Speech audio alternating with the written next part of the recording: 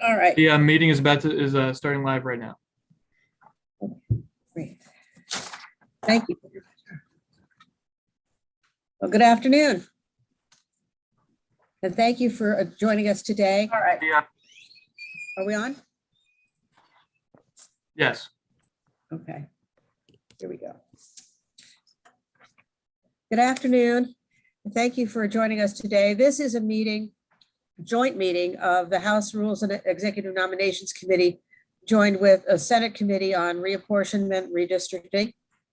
I want to welcome the senators to join us in this very important public hearing. It's going to take most of the afternoon.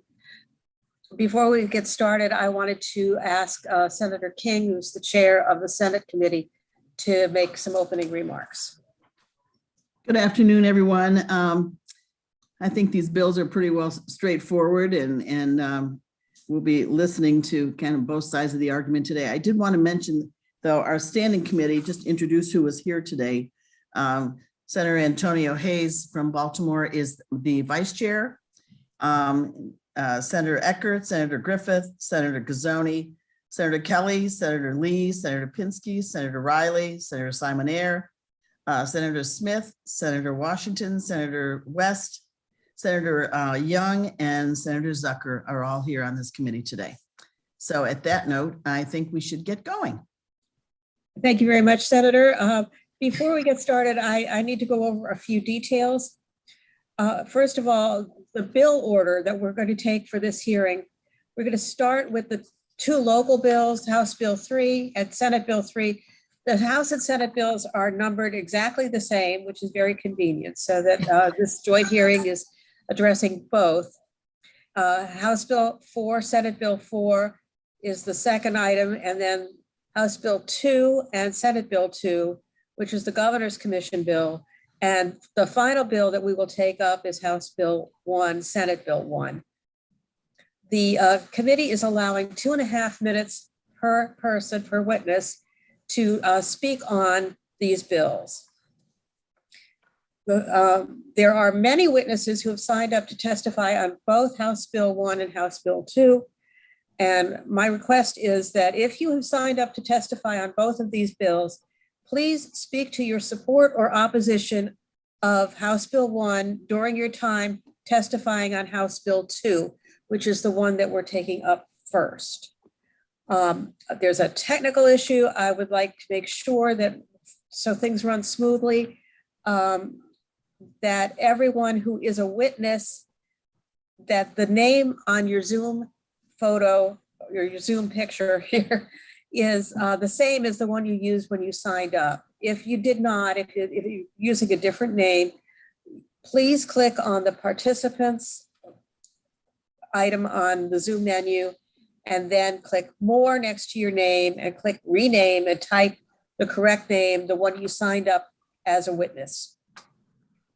Finally, after the entire public hearing is done, the House Rules Committee will be holding a live stream voting session 5 minutes after the conclusion of the hearing. And that too will be live streamed and completely in the open.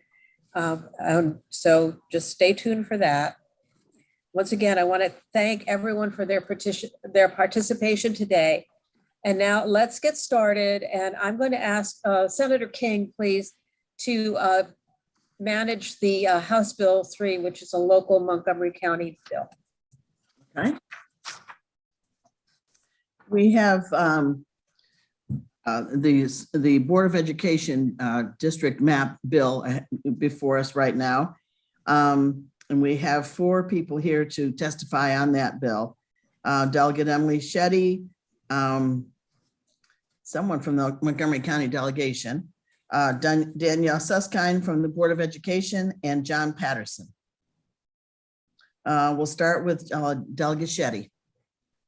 Thank you, Chair King, Chair Healy, and esteemed colleagues. On behalf of the Montgomery County delegation, I submit to you for consideration SB and HB3, an emergency local bill that alters the boundaries of the residence districts for the Montgomery County Board of Education based on information provided by the 2020 Census Redistricting Data Program. This bill has received the unanimous support of the Montgomery County delegation. The current Montgomery County Board of Ed districts were drawn as part of the 2010 redistricting plan, and this bill updates the maps to reflect new census data. Thank you for your consideration. I respectfully request the Rules Committee report HB and SB 3 favorably, and I'm Okay. Who was here from the Montgomery County delegation that's testifying? that may have been me. That was probably you. Yes, Okay. thank you. Next we have Danielle Suskind from the Board of Education for Montgomery County. Good afternoon, Chairs King and Healy. Thank you for allowing me to come today in support of House Bill and Senate Bill 3. As you know, the law requires that we redraw our district boundaries. The Board of Education met to make a recommendation to the Montgomery County delegation. When they met to make that recommendation, they reviewed their priorities. The most important thing to the board was to maintain the clusters, meaning the school communities together as much as possible while abiding by the law that keeps us within the appropriate amount of difference between our legislative districts. We looked at 4 options that our capital planning team drew up. The option that is before you, colloquially known as option B, is the option that follows the law and most closely keeps the districts the way they were before. It is what our board wants to do in order to maintain community. And we ask that you find favorable on both House Bill 3 and Senate Bill 3. Thank you. Thank you. Are there any? Can Go I ahead. just add for the committee here, Montgomery County operates on a cluster system where all the schools that feed into one high school are part of a cluster. So it was a major priority to keep clusters together when we are looking at this district map. Do we have John Patterson? Yes, ma'am. Okay, Mr. Patterson, go ahead. I surprised a lot of folks when I came out with a favorable rating for the legislative committee proposal. Under normal circumstances, the proposal is not what we'd stand for or support. Considering the emergency we find ourselves in with the so-called Republican gerrymandering in other states and their voter access limitations, we must fight fire with at least some fire. I'm going to talk more about the county option here, which is what will we do after this? What will we do in the future? The first thing is it'll be implemented in October 2023. So it's a 2-year fix rather than a 10-year fix of this current proposal. So let me go back and say gerrymandering. So when politicians select their voters versus voters selecting their politicians. The county option uses whole counties as the building blocks for all election districts. The county option uses whole counties as a building block for all election districts. Process works for all 3 levels of government, congressional, legislative, and local. By doing so, it makes redistricting a relative automatic allocation of population in districts, makes the election part of the process where representatives are chosen. Let me tell you some quick surprising facts that make the county option possible. First of all, the U.S. Constitution does not say districts all have to have the same number of population. Everybody says it does, but it doesn't. Census is specified to run once every 10 years, but the redistricting process is not specified by time frame. So we could do it every 2 years. Each election representative, each House representative can have more or less than 1 vote. Senate calls for 1 vote per senator, but the Constitution is moot on the subject of House representatives. The number of representatives per state. I need you to wrap up, please. I beg your pardon? I need you to wrap up. Oh, I thought I had 4 minutes. No, it's 2 minutes and you're down to 10 seconds. Okay. Well, okay. Okay, your testimony. Thank you.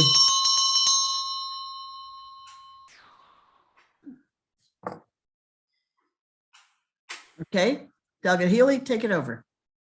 All right. Thank you very much. That was a nice bill.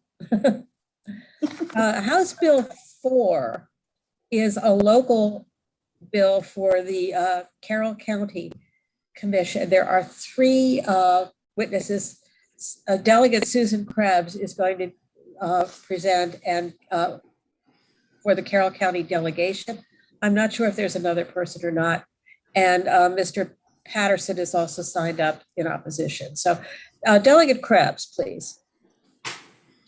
How are you? Thank you. I'm here for House Bill 4, Carroll County Commissioner Districts, our new plan. I have a letter in the file from the delegation signed by our chair, Delegate Shoemaker, and also for Senator Ricci. And it was unanimous that we approved this map at a meeting back in end of November. In May, following the census, the county commissioners appointed this redistricting commission to examine our districts, and they were charged with reviewing it. And they went out and had 6 public meetings and presented this nice booklet about all of their meetings. They looked at equal population, continuity, compactness, political subdivisions, natural boundaries, precinct lines, communities of interest, and they were cognizant of existing lines, and they made sure that we comply with the Federal Voting Rights Act and came up with this plan. We did not have any opposition to the plan during our testimony and our public hearing. So I ask you all to please support our redistricting plan as proposed. Thank you. Is there someone else from the Carroll County delegation to speak, or are you the person designated? I think I'm it. All right, well, thank you very much. John Patterson, please. Hi. So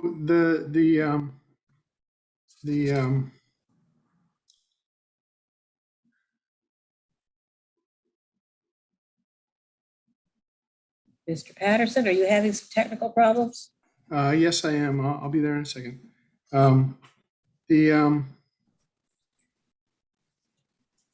The county option calls for there not to be the division of the county into districts. I think in the long run, it'll prove to be beneficial. Delegate Krebs talked about the limitation of populations being equal. That is not really a limitation when you get under the covers, and that would let everything loosen up. And so I'm proposing that you have five council people, all at large, who are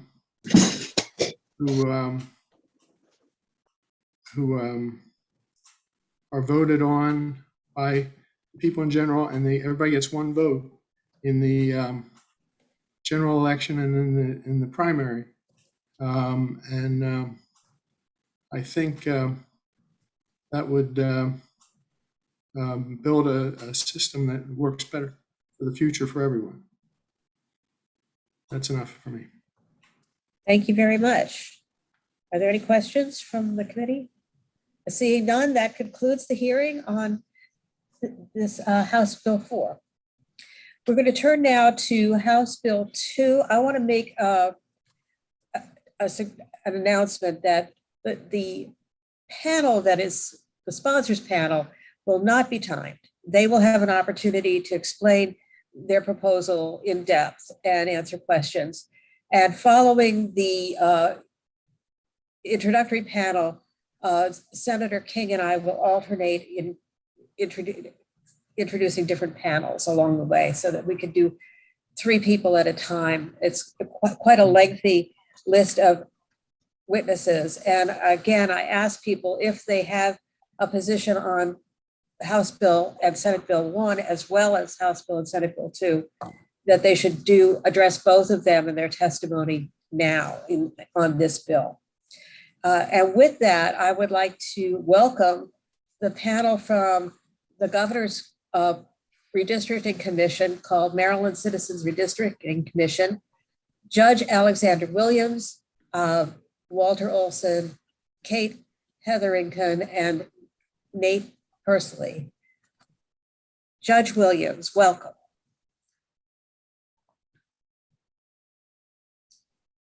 Judge Williams. We got to unmute. Yes, thank you. I think, Walter, are you on? Are you going to start off? I am, yeah. And thank you, Judge. We have arranged this order among the three of us. Thank you, Madam Chair, for this chance to testify about the work of the Maryland Citizens Redistricting Commission now before you for consideration. We are very proud of our work and the maps that we've produced. Our map offers minimal splits of counties and municipalities. It offers a highly understandable layout of congressional districts so that people can describe their district in understandable terms, something that not all maps have done. We were very responsive to public comment, both on the legislative map and in the congressional. And our map received an A rating for partisan fairness from the Princeton Gerrymandering Project, as did our legislative map. A few words about how we went about accomplishing this task. On January 12th of this year, Governor Hogan issued an executive order forming the Maryland Citizens Redistricting Commission to consist of 3 co-chairs you'll be hearing from today and 6 commissioners. The 3 co-chairs include 1 from each party and 1 unaffiliated, who then chose the additional 6 members, 2 from each party and 2 unaffiliated, from more than 400 citizen applications. We were charged with revising congressional and legislative district lines in a fair and impartial manner, not favoring any party or candidate. As an equal mix of Democrats, Republicans, and unaffiliated, we took this charge very seriously, worked together in a collegial and I think fair-minded way, compromised where we found differences of opinion we could not resolve otherwise. We developed a transparent project, allowing Marylanders both to participate in the process and also to observe our work. That included a website on which were streamed and archived all of our meetings so that the public could follow our thought processes, see what issues we were lingering over and debating among ourselves, and see why a consensus formed in one direction or in another about where to go on the map. We also provided an online application portal for public map submission. We received, I think it was 70 or 80 public maps, and many of these we discussed online in order to give the public some feedback about which ideas we were most in line with our thinking and why we were not pursuing other ideas that members of the public might favor. And finally, we had draft maps posted as we went along so the public could see where we were at in our thought process on the congressional and in the legislative maps. So with that, I'd like to turn it back over to Judge Williams. Yes, thank you so much, Walter, and the Joint Commission. Thank you for having us. Just a few more points. The Commissioner's public meetings began on May of this year and included numerous working sessions among members to learn about the process and discuss the data and draft maps. Most of the meetings included testimony from the public. Aside from the public meetings, we also held working sessions for the Commission to conduct our work. 3 rounds of public meetings were held to receive valuable input from the public as to the redistricting process. Due to the COVID, these meetings were held virtually through Zoom. This also allowed us to provide for simultaneous transcriptions as well as simultaneous Spanish translations on accompanying the YouTube. The Commission heard 231 separate testimony accounts from members of the public. Round 1 occurred between June 9th and July 28th, including 8 regional meetings during which members of the public could share their thoughts and concerns regarding redistricting in advance of the release of the 2020 census data. We had 163 separate testimonies from members of the public and elected officials. Zoom and YouTube with a viewership of more than 2,100 people. Round 2 was held between September 9th and September 20th. This included 4 statewide virtual meetings during which Marylanders were able to submit their own maps through a portal on the website and present them to the Commission with live testimony. Written testimony was also accepted. The Commission heard 21 separate testimonies. More than 1,000 people viewed the meetings on either Zoom or YouTube. During round 2, the commission received 70 citizen map submissions. Each citizen submission was posted to the public website and reviewed by the entire commission. The commission held 6 public working sessions during September to draft maps for public review and comment. This was done along with the commission's Voting Rights Act and the American election law expert, Professor Priscilli of Stanford University, who gave us advice. Finally, round 3 was held each Wednesday evenings in October between October 6th and the 27th. This included 4 public meetings at which Marylanders could present testimony regarding the maps drawn by the commission, maps submitted by citizens, or their own submissions. The commission heard 46 separate testimonies. The total viewership online was almost 1,000. In total, the Citizens Commission received 86 public map submissions via the portal and through email. Commissioners also held public working sessions at the completion of public testimony in order to suggest and address modifications to maps, including discussions regarding the Voting Rights Act, communities of interest, and other matters of importance to the criteria for drafting district boundaries. The Citizens Commission was responsive to public reaction, and we modified the maps in the areas of Southeast Baltimore County, St. Mary's County, Towson, Southern Montgomery County, and other areas in response to public requests. We also addressed issues for communities of interest, including modifying the boundary lines impacting a Jewish community, including consideration of the HRU in Baltimore County. As the Citizens Commission voted upon the final proposed maps, each map was posted to the website. The website also included a map viewer to allow residents to enter an address and determine in which district it was located. I'll conclude by saying that there were 9 of us on this Citizens Commission. We each had different thoughts, but we came together and we voted on these maps as we thought the best solution to a very, very challenging and difficult issue. Thank you. Dr. Hetherington? All right, thank you, Judge Williams. I'm going to provide the committee with a summary of the Citizens Commission outreach efforts and public engagement.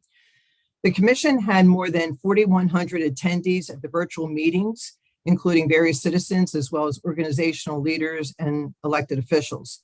The commission was supported by the Maryland Department of Planning, which facilitated social media, updating the commission's website, and the distribution of meeting alerts and press releases. Social media posts resulted in more than 100,000 impressions on Twitter and a reach of more than 92,000 on Facebook.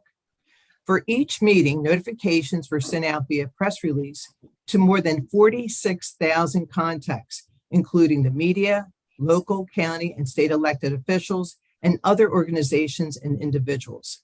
Promotional materials were translated into Spanish and distributed to the Hispanic Latinx community by the Commission's Hispanic Latinx advisor, Gloria Aparicio Blackwell, founder and director of the University of Maryland Office of Community Engagement. Public virtual meetings at which testimony was offered provided live Spanish translation done in partnership with the University of Maryland Spanish Department.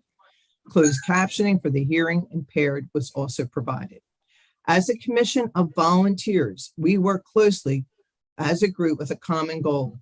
And even though we disagreed on various matters, we were able to talk things through for the best possible outcome for all of Maryland. These outcomes resulted in the final maps presented to you from the Maryland Citizens Redistricting Commission, of which we are extremely proud. Common themes were expressed by each of our members at the close of our work, and they were a sense of pride in the dedication and commitment of the commissioners, a sense of overcoming challenges in the spirit of compromise to achieve fair results, pride in our responsiveness to the communities that voiced their concerns to our commission. At the completion of the last meeting, Professor Priscilli of Stanford University School of Law, with whom our commission worked diligently to ensure our maps would be in compliance with the Voting Rights Act, told our commission that our work should be held as a model for the way things should be done across the nation. We are proud of the work we accomplished and thank you for the opportunity to share our official redistricting maps for your consideration. For the foregoing reasons, we respectfully request a favorable committee report on SB 002. Detailed maps have been distributed to all committee members, and we're happy to answer your questions, but I would imagine right now, Professor Pursley will be ready to give his testimony. Certainly, thank you very much. Let me pick up where Dr. Hetherington left off, which is that as members of this committee know, since I was appointed by the Court of Appeals now almost 20 years ago to do Maryland's districts, I've been doing quite a few of these redistrictings around the country this year and in previous years. And it is refreshing to see this kind of bipartisan and independent work being done in the public interest. And so Marylanders have a lot to be proud of with this commission. And it really is a model for how I think this work could be done going in the future. I'm just going to talk briefly about the legal compliance of the districts and maybe some of the principles that go into the map. First, as you know, since you're considering other plans as well today, Maryland, as revealed in the 2020 census and as adjusted to deal with the prison population, Maryland revealed that it had 6,175,403 people. When you divide that into 8 districts, it is roughly 771,925 people per district. In the commission's plan, every district is exactly that number, has exactly that number of people in it, plus or minus 1, because you can't split people, obviously, make them perfectly equal. But it does comply with 1 person, 1 vote. And each district is as equal as practicable. Second, when it comes to the Voting Rights Act, the commission's plan complies with Section 2 of the Voting Rights Act, which under conditions of racial polarization would require the creation of majority-minority districts. Maryland is 31% of Maryland's voting age population is African American. Half of the voting age population is non-Hispanic white. We have in this plan of the 8 districts, 2 districts that are over 50% Black voting age population and 1 that is nearly 50% at 47.1%. And like the state as a whole, half of the districts are majority minority, half the districts are majority non-Hispanic white in voting age population. But I'll say, for particularly the voting rights lawyers out there who work in redistricting, that this was achieved without having to sort of draw contorted districts or the like. As can be seen from the plan itself, it basically is drawn on the basis of counties in very compact ways in order to represent all of Maryland. And so in addition to those federal criteria, Voting Rights Act, 1 person, 1 vote, as well as a prohibition on excessive use of race in redistricting, we have the additional criteria from the governor's order, most saliently that we should respect natural boundaries and political subdivisions, be compact and contiguous, and then also not consider incumbency or partisanship.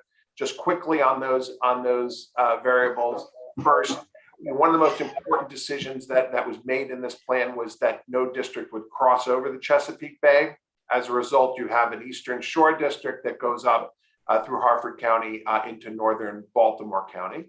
You have a Western Maryland district that goes basically from the tip of Western Maryland to the end of Carroll County, and then picking up additional population in Montgomery County. Those 2 districts put a kind of frame on the plan. And so those decisions, plus the fact that districts, counties that had more people that could support more than 1 district, such as Baltimore County and Montgomery County, each have their own district within them. And so those principles are what really leads to the shape of the districts in the plan. And you can see, we only split 5 counties, 3 of which have to be split because they have more people than constitutionally could be in 1 single district. And then very small intrusions into Calvert and Anne Arundel County in order to get the necessary population. In my written testimony, I provided you with the compactness statistics to give you a sense of what we, were thinking about when we were looking at making sure these districts are compact. But as in comparing the plan of the commission to those that, the districts that currently exist, you can see how respectful of political subdivision lines and compact the districts are. And I'll just end there, but again, amplifying my praise that I started with, which is that this really was a blessing that Republicans and Democrats and independents could come together in what can sometimes be a very contentious process to come to a consensus redistricting plan. Thank you very much.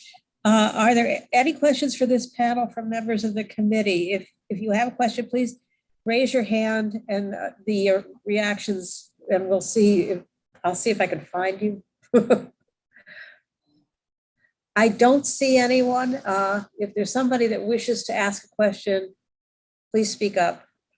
All right. Well, with that, we're going to now move to the long list of other witnesses, and these witnesses will be timed, 2.5 minutes each. Senator King, you want to start with the first group?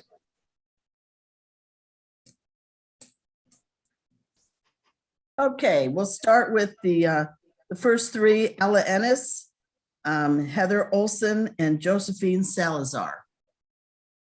2.5 minutes. Ella Ennis, is she in the room?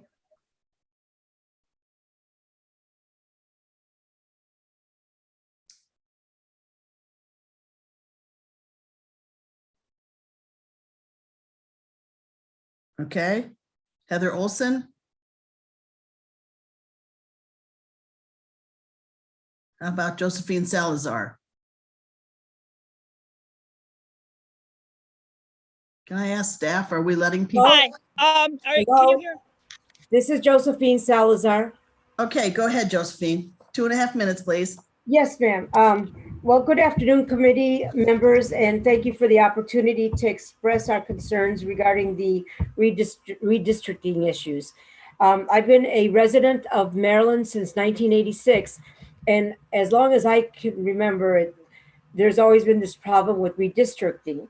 And I believe when I first moved to Maryland, I was proud to be a part of the Free State. And I believe that this is disproportionate for all of us. We all need to have an opportunity to be represented fairly. And the issues at hand better than I do, I suppose. But I believe that to save the taxpayers' money, we should go ahead and redistrict it in a good and positive way for all the citizens of Maryland. And I sort of got caught off guard right now because I've been waiting to join and the meeting. But let's do the right thing. We need to do the right thing and not be known as one of the worst states for gerrymandering. And let's be a positive example for the entire nation. Every time I speak to relatives that are in other states, they always say, "Oh yeah, that state is always gerrymandered." I don't speak very well because I have Bell's palsy, and my words don't come out as clear as they should.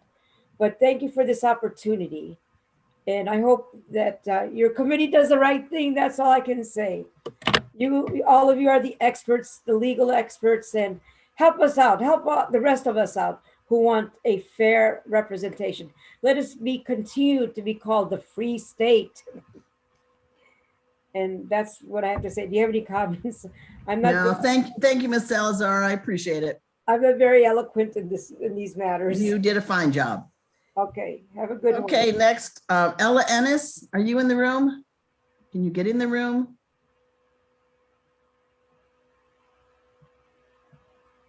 Can you unmute yourself?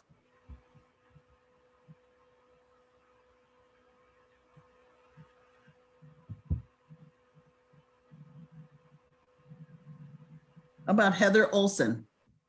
Good afternoon. I live in Hyattsville in Prince George's County. a little over a mile from the district line and currently live in the 4th Congressional District. I mention this because unfortunately telling you I live in Hyattsville is not sufficient information to tell you what district I'm in.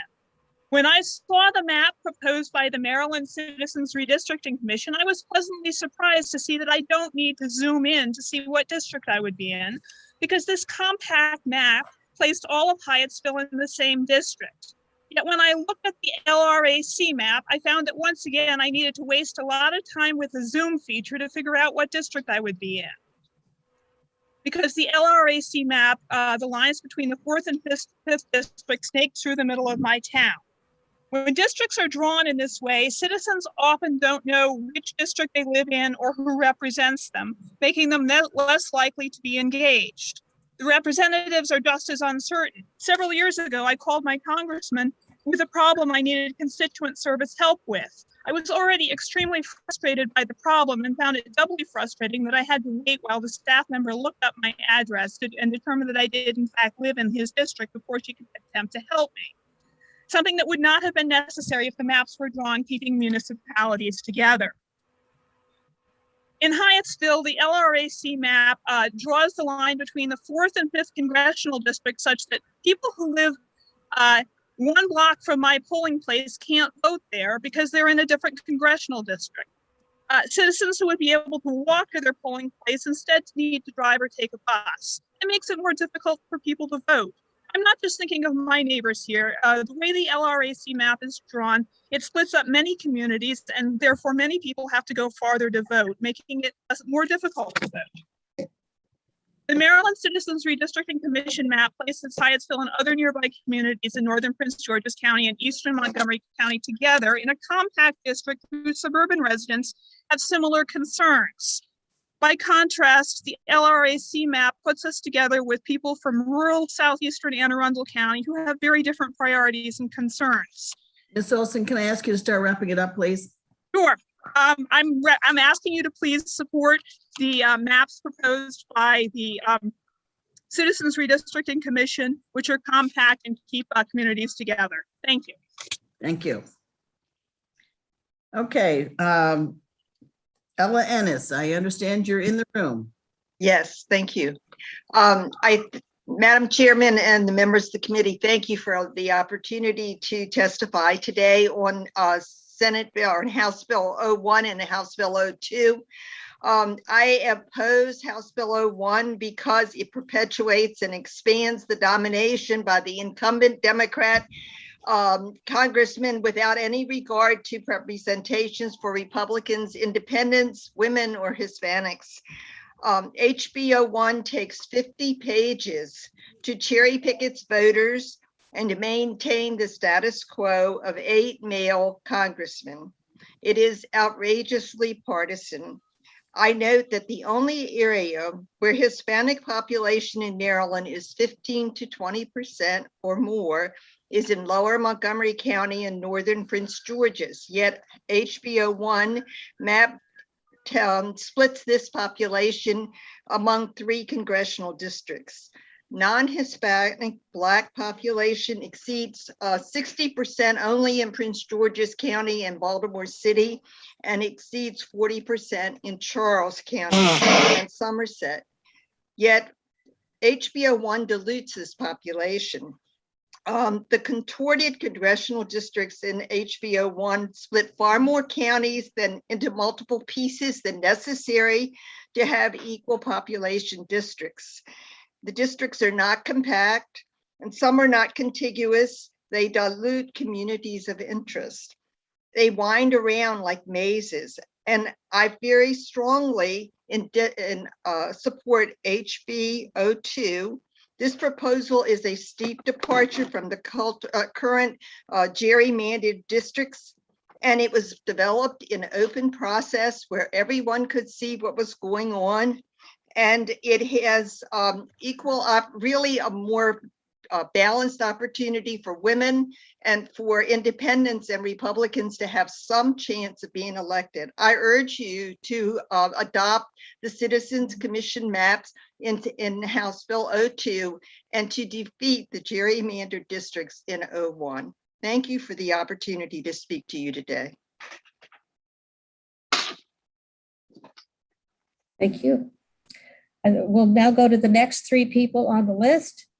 Ann White, Howard Gorel, and Michael Ricci. Is Ann White in the room? Yes, ma'am. Thank you. Please proceed. 2.5 minutes. Good afternoon, Madam Chair and members of this committee. Thank you for the opportunity to submit testimony on this very important legislation. I am in support of HB 02 and opposition to HB 01.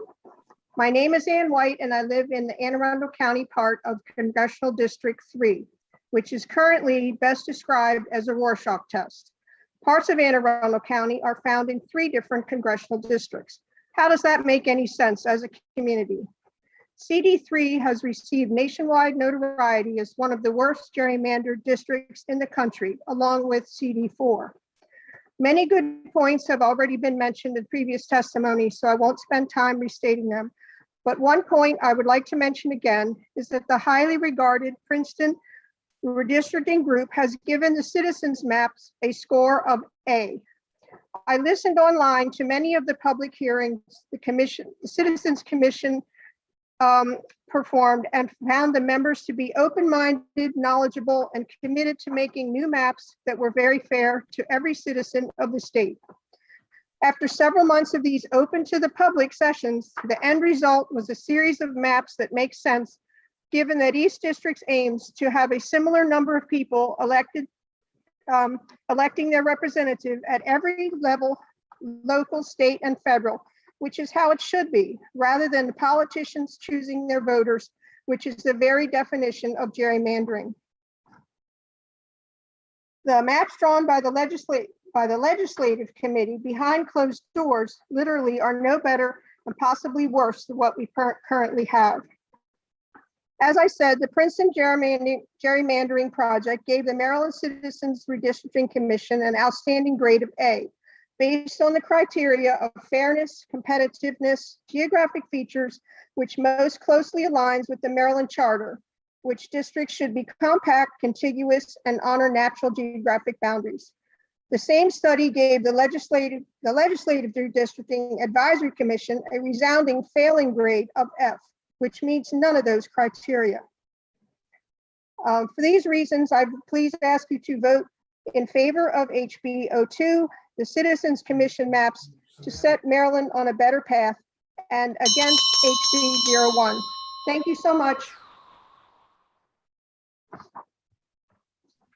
All right, thank you so much. Next is Howard Gorel. Mr. Gorel, are you on the meeting?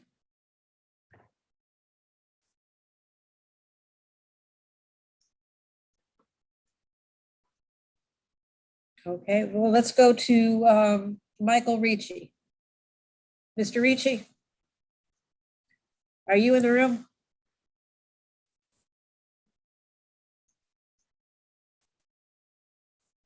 Mr. Gorel, are you here? Madam Chair, I see Mr. Gorel is here, but he's not unmuted. Okay, Mr. Gorel, can you unmute yourself and please testify?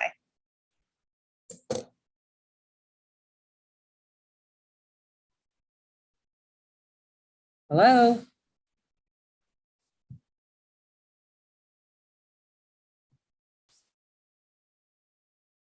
Mr. Gorel? All right, we'll look for Mr. Ricci again. Michael Ricci. Oh, there's Howard Gorel. Please unmute yourself and proceed. Are no better, possibly worse than what we currently have.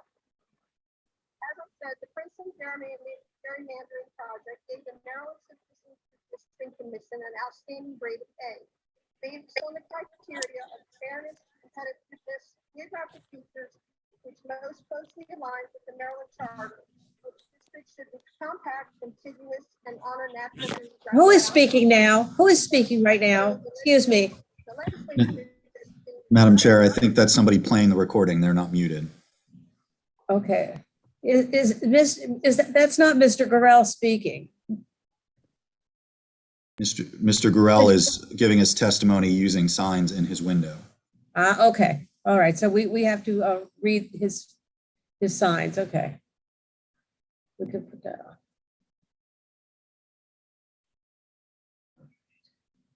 Mr. Gorel.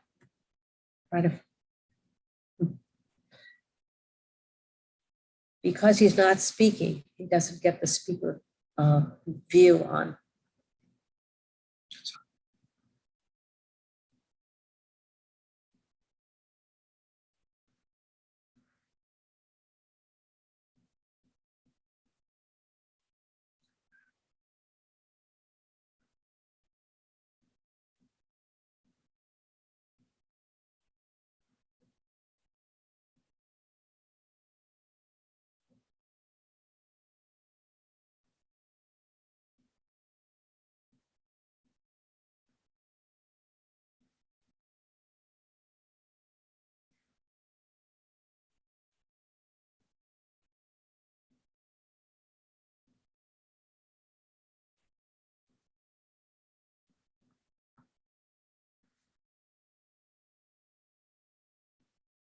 Right.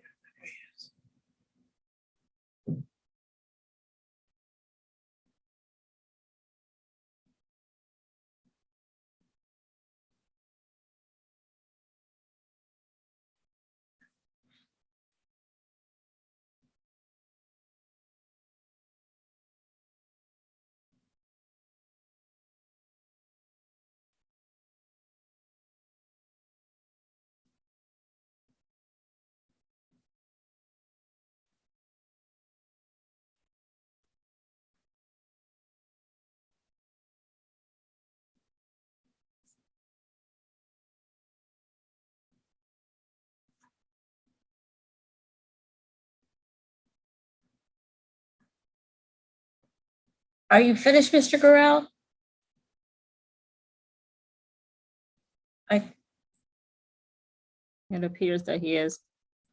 Okay. Mr. Gorel, thank you so much for taking the time to let us know your opinion on this bill.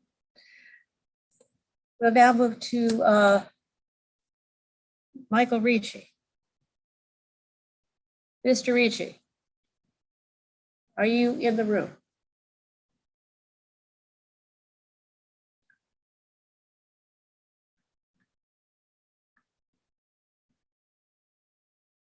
All right, we're gonna have to move on.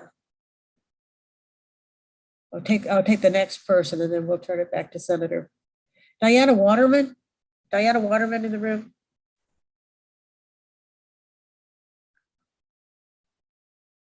There you are. There I am. There you are. Thank Welcome. you, Madam Chairman. Pardon me for asking, but I missed the opening statement on this, on which bill, because I was signed up to testify on two different bills. Okay, we're asking you to testify. We're taking testimony on House Bill, Senate Bill 2. Okay. And asking people who are also signed up to speak on one to do both at the same time. Okay, I can handle that. Thank you very much. Yep. Thank you, Madam Chairman, members of the Senate Reapportionment and Redistricting Committee and the House Rules and Executive Nominations Committee. Thank you for the opportunity to speak with you today. My name is Diana Waterman. I'm president of the Maryland Federation of Republican Women. On behalf of our almost 1,500 members representing citizens from across Maryland, we are asking for a favorable report on SB and HB2 and an unfavorable report on SB1 and HB1. Marylanders want fair redistricting, not another gerrymandered map. This is an issue that is not partisan. By voting in favor of SB2, HB2, every member of the legislature can show all of their constituents that there is indeed a bipartisan desire to do better than we have done in the past and to give our citizens a much fairer map. As you know, congressional districts should be drawn with respect to geographical, natural, and city-county existing boundaries. They should consist of adjoining territory, be compact in form, and be of substantially equal population.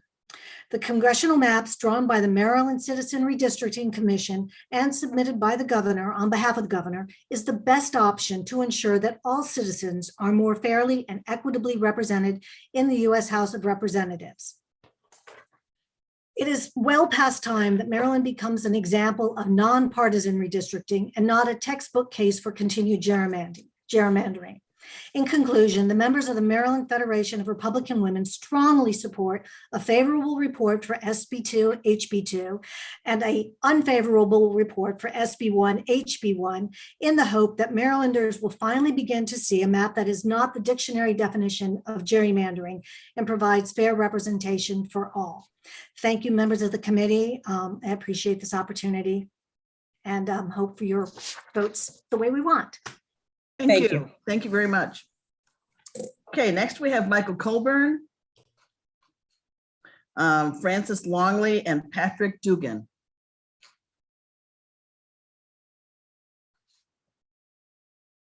Michael Colburn, are you in the room?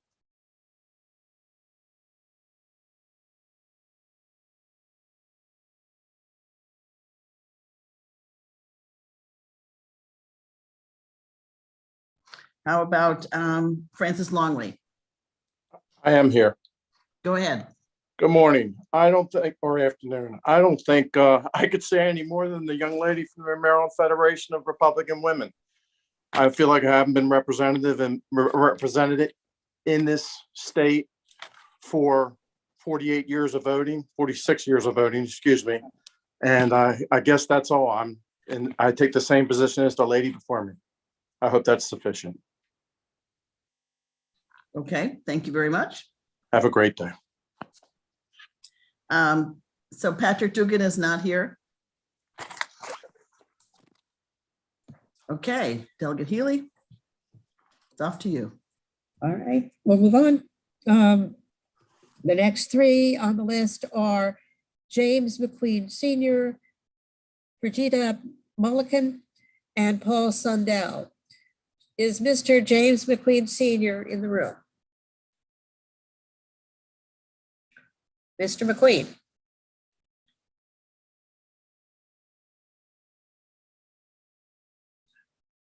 All right, we'll try Brigida Mulliken. Am I ready? Yes, please go ahead.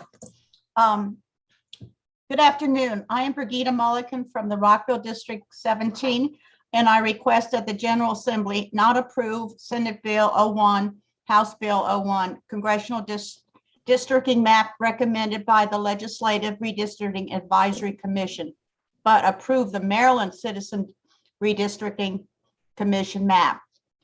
You will have heard many comments agreeing with my requests, so I will not repeat the many reasons why we believe this will be a fairer, more compact and contiguous congressional district.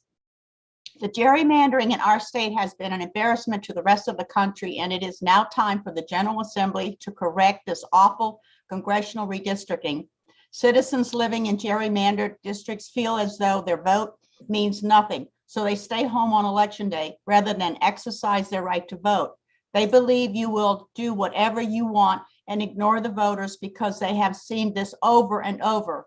I hear these comments constantly when I ask them to let you know what they believe. The Princeton Gerrymandering Project gave this map a scorecard of an F for partisan, C for competitive, and F for geographic features. Please oppose Senate Bill 01, House Bill 01, Congressional Districting Map by the Legislative Redistricting Advisory Commission. Thank you for the opportunity to provide this testimony. Do I get to speak on the other bill, or is this it? You just spoke on both bills right now, right? Okay, yeah, well, I wrote another testimony against, no, in favor of the other one. This one, I just spoke. If you can do it in the next 45 seconds. Okay, basically, I'm saying the same thing, except that I wanted to show that the scorecard for the one that we are in favor of, or I want you to vote for, had a scorecard of an A for partisan, a C for competitive, and C for geographic features. That's the big difference, and that's why I oppose the legislative redistricting, and we want you to favor the Citizen Advisory Redistricting Commission. I thank you very much. Thank you. Paul Sundell.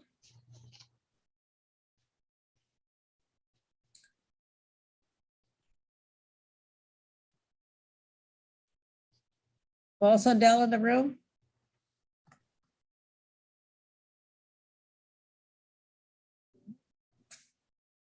Going once. All right. Senator King?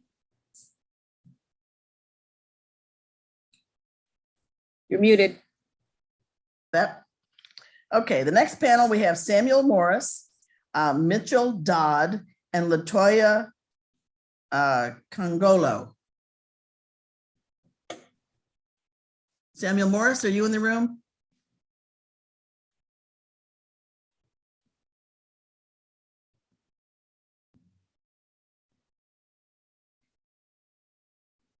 Okay. Michael Dodd?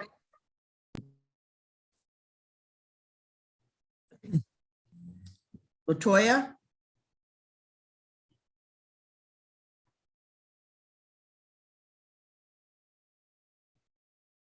Yes, I'm present. Good afternoon. Okay, go ahead, Latoya. Okay, I just want to thank you all for allowing me to speak today in reference to the bills. I just must say that I am concerned because I feel like the maps that are being proposed are not fair, especially to the 1/4 of the Republicans who are registered voters here in the state of Maryland. And as a registered Republican myself, I feel like we're being denied fair representation. I feel like if it were on the other side, or if it were the other way around, that people would be up in arms. I just want to strongly implore you all to really consider all of the residents here in the state of Maryland, and consider that we all deserve fair representation. Thank you. Thank you.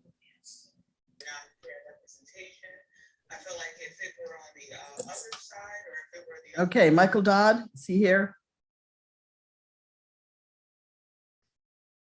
Samuel Morris? Are you Yeah, I am here. Okay, go ahead. Thank you. We have a I offer timer, my please. Can you hear me? Mhm. I offer my testimony today in support of the maps drawn by the Governor's Commission. As a Democrat, as an attorney, and as a citizen concerned about what the proliferation of partisan redistricting means for the health of our democracy. The Democratic Party in Maryland and the Democrats in the General Assembly stand up to defend institutions, to defend truth and the rule of law whenever it's threatened. Democrats in the legislature now have a choice to make. Do you stand by your principles, continue to recognize truth and reality, or sacrifice those for short-term political gain?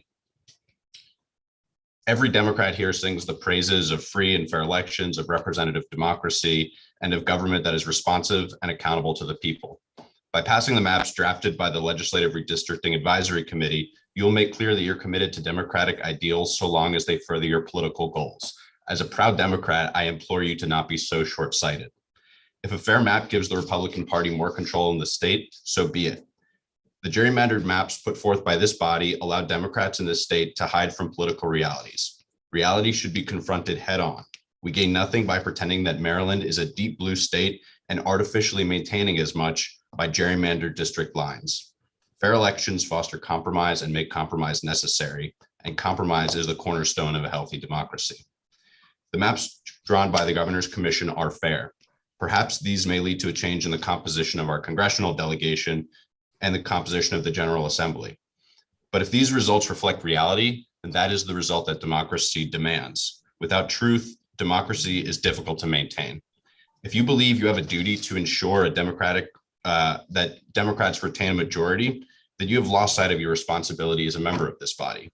The past decade has enfeebled our democratic institutions more than ever, and we must make decisions that put the health of our democratic system of government in front of our political goals.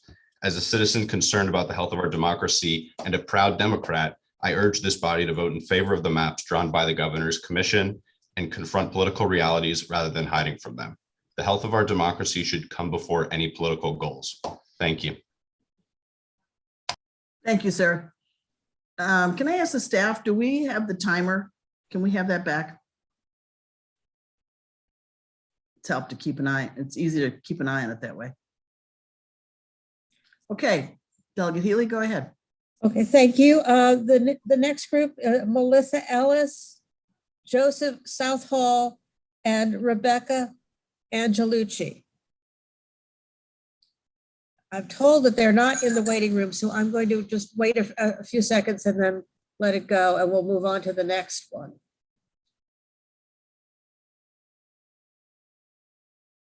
Okay, so next we have Jay Girardin, Gary Applebaum, and Pamela Madden. Jay Girardin. Hello. Hello, welcome. How are you guys doing today? Fine, thank you. Please testify. Okay, I've not had the luxury of being privy to what you've already talked about. I just now am seeing the committee. How long do I have, please? 2.5 minutes. 2.5 minutes, yes. Thank you so much. Thank you, members. And if you, please address both bills. Please, the best draft. Okay, good. Thank you. My time is short. Thank you so much. I've testified before the citizens panel and the legislative panel, and now thank you very much for the opportunity to do it here. I'd like to point out, as I'm sure you're all well aware of, a third-party organization, the Princeton Gerrymandering Project, has rated the map produced by the legislature an F. They've also looked at the one produced by the citizens panel. They've rated that an A. That's pretty stark. That's very stark. It would be an insult to put this one on the people, the 6 million people in the state.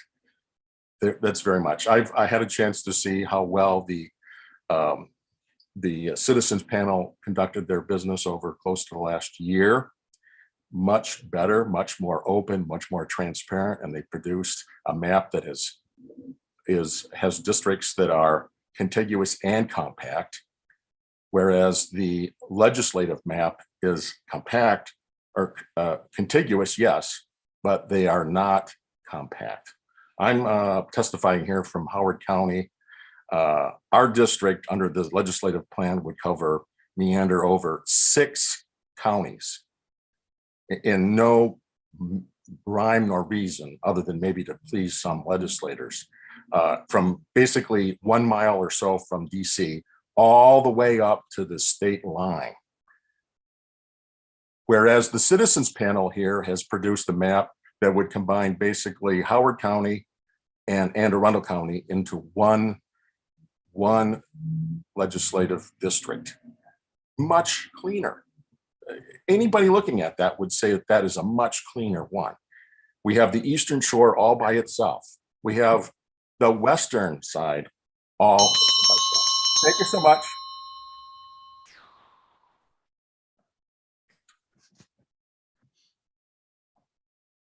Gary Applebaum. Yes, hi. Thank you to the committee, and a special thank you to Senator Simon Aaron, Delegate Stein, and Kipke for representing me in the past and in the present. I'm testifying in opposition to House Bill 1 and in support of House Bill 2. I'm speaking as a citizen and also a former candidate who ran for a seat in the U.S. House of Representatives in 2006. I'm a physician, and from 1989 to 2005, I was the chief medical officer for Erickson Retirement Communities, responsible for the medical care of 10,000 seniors living at Charlestown, Riderwood Village, Oakcrest Village. In 2006, I stepped away to give back and serve this country and state that I love by representing the fellow citizens in District 3 in the House of Representatives. At the time, District 3 and currently was one of the most irrationally drawn districts in the county. On the map, it sort of looks like a salamander having seizures, is how I'd heard it described. It went from northern Carroll County through Baltimore County, the city, Anne Arundel County, and Harford County.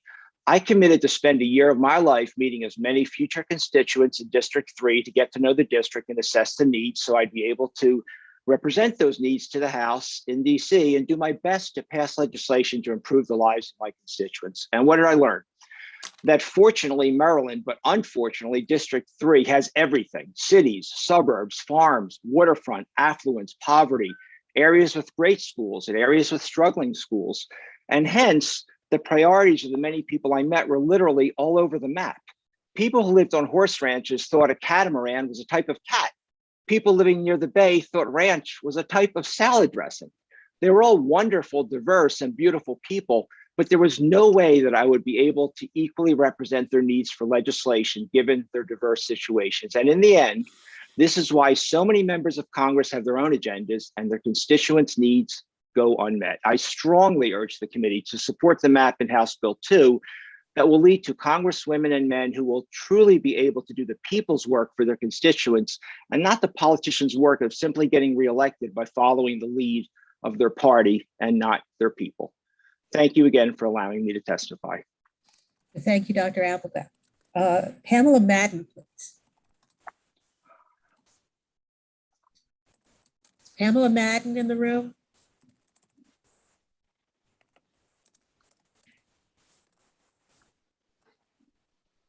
All right. Senator, you want to take over? Sure. Okay, we have Martha Scher, Terry Serrata, and Brian Berger coming up next. Martha Scher, are you in the room?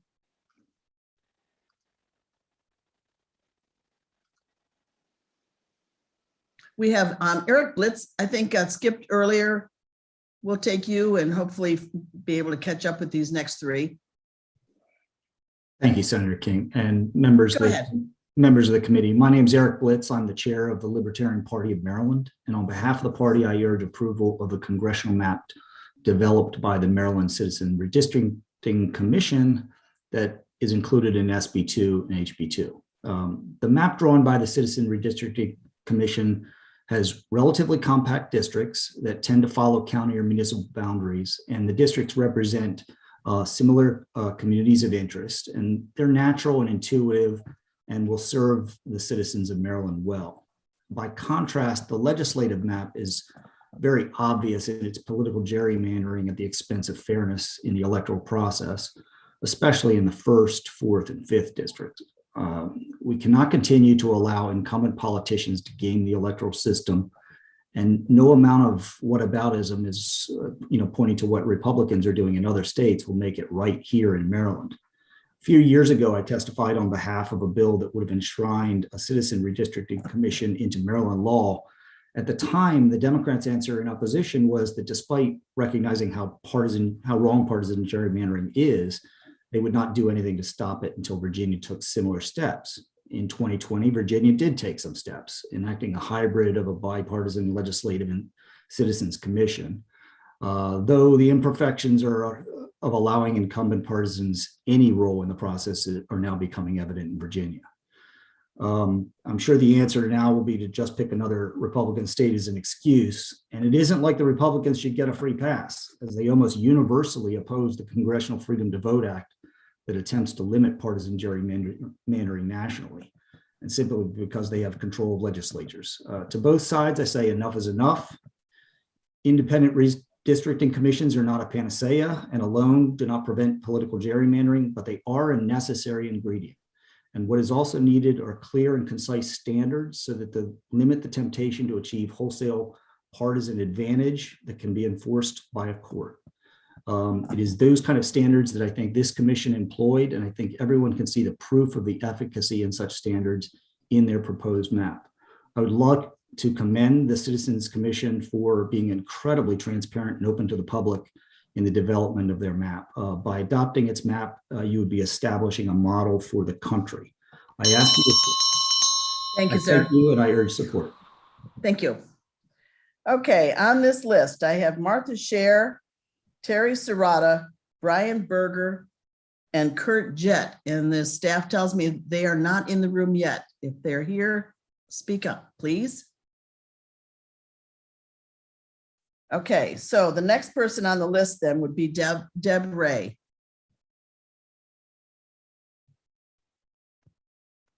Thank you, Madam Chair. Good afternoon, delegates and senators. Nice to see you all again.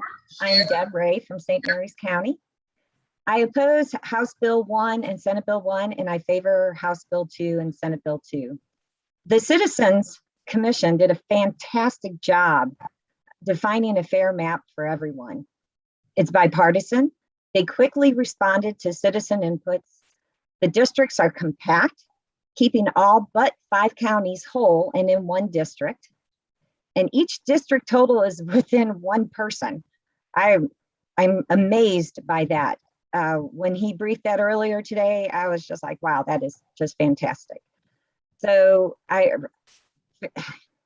request you pass a favorable for HB 2 and Senate Bill 2 and an unfavorable for House Bill 1 and Senate Bill 1. And I thank you for all you do. Thank you very much. I do have Martha Scher is in the room now. Can you unmute yourself? Martha Scher. Hello. I request you okay. I'm sorry. HB 2 and Senate Bill 2 and an unfavorable for House Bill 1 and Senate Bill 1. Okay. And I thank you for all you do. Okay, go ahead, Martha Scher. Thank you very much. I do have Martha Scher Yes. is in the room now. Can you hear me? I'm hearing multiple. I can hear you, but we're hearing the relay through the mic here. Should I? If you're still playing the YouTube video, then that's what you're hearing. Let me exit and come back on. Is that good? Okay, You need to close the YouTube video that you were playing to watch us previously.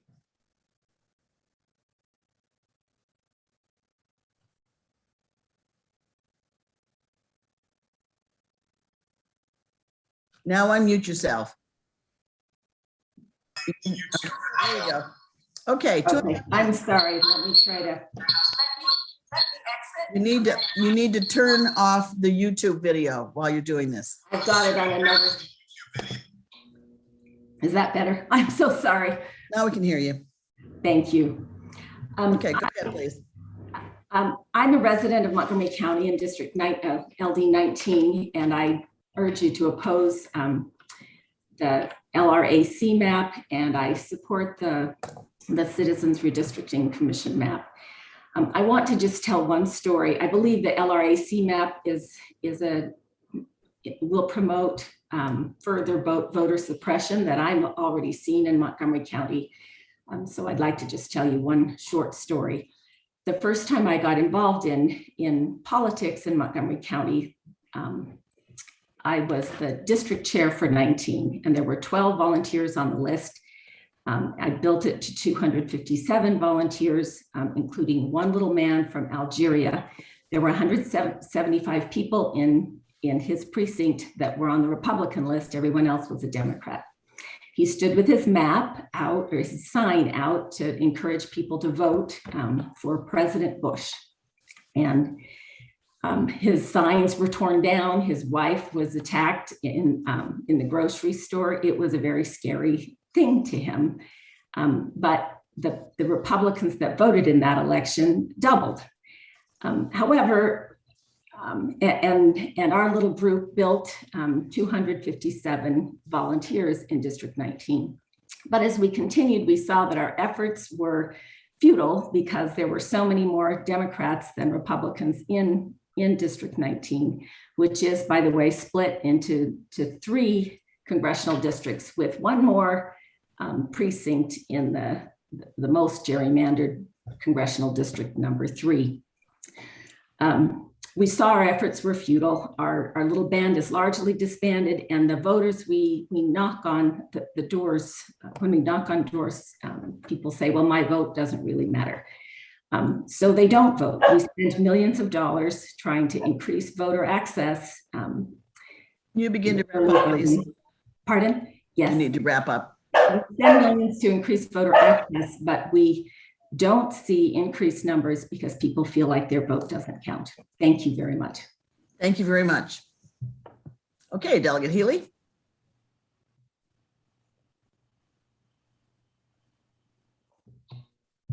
You have to unmute. Yeah, I did, finally. Thank you very much. I think we're now at Jonathan Jenkins, Beth Huffnagel, and Richard Deshay Elliott. Is Jonathan Jenkins in the room?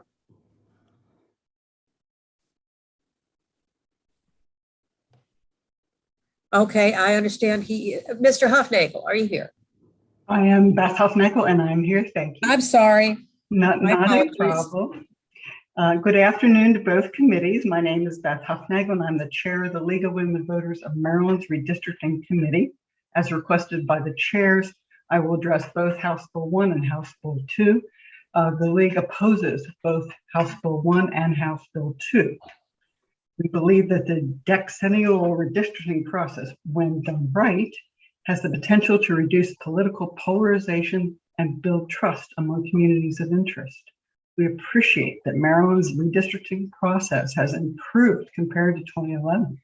The transparency and accessibility of the statewide hearings was a significant step toward 2004 position of maximum opportunity for public scrutiny.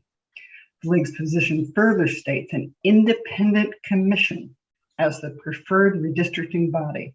The membership of the Redistricting Commission should be multi-partisan, include unaffiliated voters, be geographically representative, and not include any current state elected official. For House Bill 1, the membership of the Legislative Redistricting Advisory Commission does not meet the League's definition. Maryland needs redistricting reforms codified in law for its constitution, establishing standards for who can serve on the commission and criteria that must be followed when drawing district maps.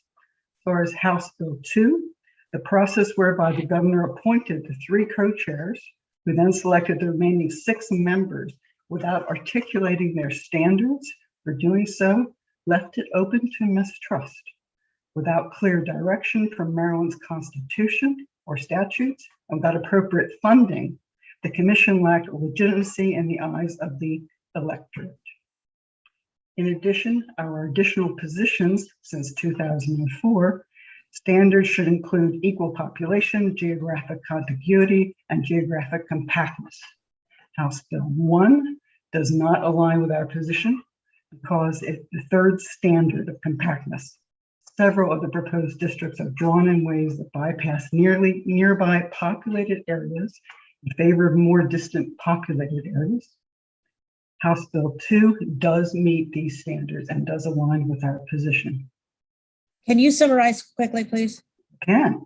The League, representing over 400 concerned citizens throughout Maryland, asks that you oppose both House Bill 1 and House Bill 2. Thank you. Thank you.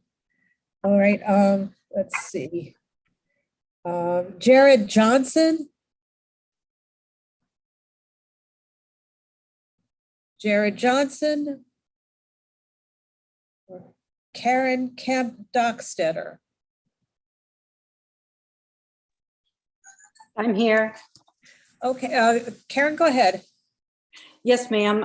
First of all, I'd just like to thank the chairman and delegates for allowing our input on this important task of evaluating the state's proposed redistricting. I'm Karen Kemp from Kent County, Maryland. After circulating and reviewing both the maps, both the Citizens Commission and the state legislature editions, we did it in a random kind of bipartisan way. The overwhelming response is actually for the Maryland Citizens Redistricting Commission edition. It was appreciated more because it was easier to understand. It does not chop up the neighborhoods. For instance, District 5 in particular overreaches the bounds of reason with the creation of what looks to be an electorate isthmus that raises eyebrows and elicits remarks among everyone who sees the legislative edition. It's kind of blatant that it's randomly trying to collect votes. Sincerely, I plead with you guys to go with the simple map with reasonable boundaries that provides an attempt at being fair and not self-serving. That's all. Thank you. Thank you, Senator. Senator King, you want to take over? Thank you. I just want to make sure that we haven't, any of the ones that we have skipped have not shown up. I'm not seeing any of that listed for me in the chat anyway. So we're at this point going to move forward.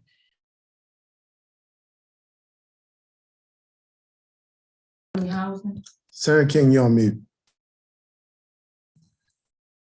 Okay, Holly Geddes. Nicole Bennett and Ann Rutherford. Holly Geddes, you want to go first? 2.5 minutes. You need to unmute. Unmute, got it. Go ahead. I'm Secretary of the Kent County GOP Central Committee. The Citizens Redistricting Commission suggested a map with compact and coherent districts.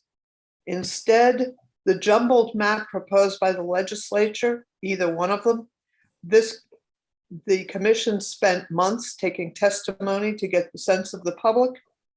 The overriding opinion was that the districts be made up of full or at most half a county. The citizens suggested that no district cut across multiple counties and neighborhoods. This is better meets the needs of each community. This enables persons in one neighborhood to work together for the benefit of the whole neighborhood. Simply look at the legislative branch's maps around Baltimore, pay particular attention to the multiple pencil-thin isthmuses that connect parts of District 7 or 2 or 3, compared to the Citizens Commission map where Baltimore is a tight, coherent, and compact fist. That meets the needs of Baltimore County. The legislature's map meets the needs of those currently in office. The Citizens Commission map meets the needs of the citizens, of the people. I suggest that the legislature focus on its citizens and their needs rather than focusing on getting themselves and their buddies reelected.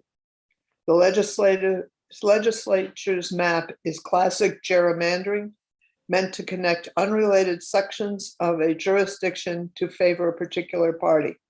The Democrats actually have the power to force their map on all of us for the next 10 years, but that is not what I or my constituents want. Thank you. Thank you very much. Who do I have? Nicole Bennett. Good afternoon, everyone. My name is Nicole Bennett, and I am the first vice chairman of Maryland's Republican Party. But my testimony today is about being a good Marylander. Partisanship aside, HB1, SB1, please do not inflict that upon the good people of this state. We worked really hard during the Citizens Commission, and we listened to voices from every side of the aisle that said clearly, we want fair maps. Whether that map, especially in my case, I live in D5, really doesn't help us Republican Party too much in D5. But when I take a look at the Lrac map, what's best described as an umbilical cord that ties College Park to southern Prince George's County is absolutely laughable. Listen, I think that we can do better. I believe that we can do better. What we're missing is the ability to set aside partisanship and move our state forward in a way that works for everyone. We all know that there are far more Democrats in this state than there are Republicans. Drawing a fair map is not going to cost likely your majority. It will make some races competitive, but isn't that what we want? Don't we want our House of Delegates to be representative of the people who live in this state? It should be what we're looking to do. I want to leave you, because we're fighting COVID here in my office, with a little quote from John F. Kennedy. Let us not seek the Republican answer or the Democratic answer. Let us not seek to fix the blame for the past. Let us accept our own responsibility for the future. You guys can do it. Hand in a favorable report for SB1, SB2 and HB2, and give the good people of Maryland the right to elect their own representation. Thank you for your time. Happy holiday season, folks. Thank you very much. Ann Rutherford is still not in the room, I understand. Okay, so the next speaker will be John Gundling. Mr. Gundling, are you here? Yes, I am. Okay, Hello. go ahead, How sir. are you? 2.5 minutes. Yes, ma'am. I'm opposing House Bill and Senate Bill 0001, and I'm supporting HB 0002, and Senate Bill with the same ilk. The Legislative Redistricting Advisory Commission received a failing grade from the Princeton Gerrymandering Project of the Woodrow Wilson School of Government. Failure was reported in the partisan fairness category, stating significant democratic advantage and geographic fairness with non-compact districts and more county splits than typical. Under the current district map, too many counties have been split: Harford, Frederick, Howard, and Montgomery. The Maryland Citizens Redistricting Commission recommended map splits Montgomery County only. Furthermore, it keeps intact the other contiguous counties of Garrett, Allegheny, Washington, Frederick, and Carroll in a fairly drawn map that represents all the voters in District 6. Personally, yours truly hasn't been listened to or represented since Roscoe Bartlett lost his 11th bid to keep his seat. Now, we could talk about term limits, but that's not what the purview of this discussion is about. Like to see the more fairly put together, and as Ms. Bennett so eloquently put it, we can do a lot better. So I really appreciated her comments, and I'll just have to give a resounding yes, please, fantastic. And so I'm very much in support of House Bill 0002 as a step in the right direction. I thank you for your time. Thank you. Did we get Louis Boss? Did he get to testify? Go ahead, Mr. Boss, you need to unmute. There you go. Thank you. So last year, Governor Hogan put forth an independent commission to correct the grossly gerrymandered Maryland congressional districts. Apparently now the state legislature thinks that they know better. I'd like to discuss two perspectives on this. First is ethical, and the second is practical outcome. First, the ethics. To put it simply, ethics represents the moral code that guides a person's choices and behaviors throughout their life. The idea of a moral code is that it extends beyond the individual to include what's determined to be right or wrong for the community or society at large. So why is that pertinent to our conversation? Because most of the people who will vote on these maps will aspire to at some point be the congressperson that sits in the office they are now drawing the lines for. In effect, you are choosing your voters as opposed to the voters choosing you. And that's not how it's supposed to work, but that's how it's happened for decades in Maryland. How is it that Democrats make up 54% of the registered voters and yet 7 out of 8 congressional seats? The answer is simple. They drew the lines in a way to secure their own power while diluting the votes and citizens that thought and voted differently than they do. By paying no attention and having those districts that enjoyed the same needs, values, geography, and counties. So what about the actual practical outcome? No doubt if you implement the legislature's version of the map, Democrats will remain in power for another 10 or 20 years. And possibly that's all the legislature is concerned with. If that's the case, then my remarks about ethics was wasted. But the bigger picture is this: lifelong Marylanders are leaving the state in droves. They're leaving for many reasons, but one of the main reasons they leave is because they feel they have no voice in their own government. Congressman Cummins, for years, voted contrary to the will of many he represented and could not even be bothered to even hear their voices. Now the same district has an equally uninterested Mfume. To look at Maryland's congressional map and not see a corrupt system protecting itself. Please summarize quickly. We only have a few seconds left. I'm trying, I'll be finished in 10 seconds. To go with the map that's been suggested would be unethical and corrupt. So today you have a choice to decide whether to take the ethical choice or the self-serving choice. I hope you choose wisely. Thank you very much. We'll ask Seth Wilson. Is Seth Wilson in the room? Hello.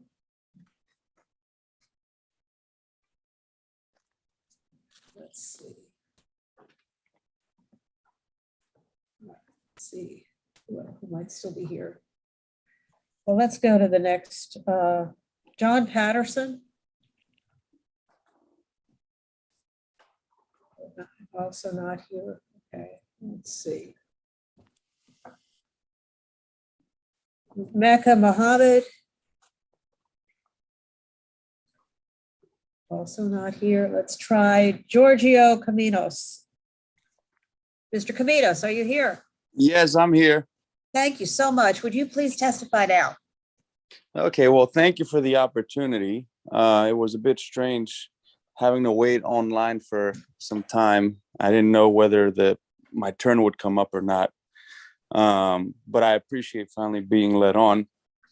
I'll keep my comments extremely brief. I just, any casual observer looking at the maps that have been proposed by the committee know that there's something very, very abnormal about it. I appreciate Governor Hogan's efforts to create a citizens commission, and I very much appreciate those maps which were rendered based on fairness. And I think at the end of the day, if you win a few votes or lose a few votes, doing the respectful and ethical thing is much more important and will gain our elected representatives much more respect. And frankly, a higher chance at re-election. So I wish everyone the best, happy holidays, and I hope we come out of this with a more ethical and equitable map. Thank you very much. Thank you very much. And the last witness that's on this list is Michael Beskowski. If he is available, he would be the last one on the list, and then we will do another call for anybody who has signed up and somehow was locked out. So we'll start with Mr. Beskowski.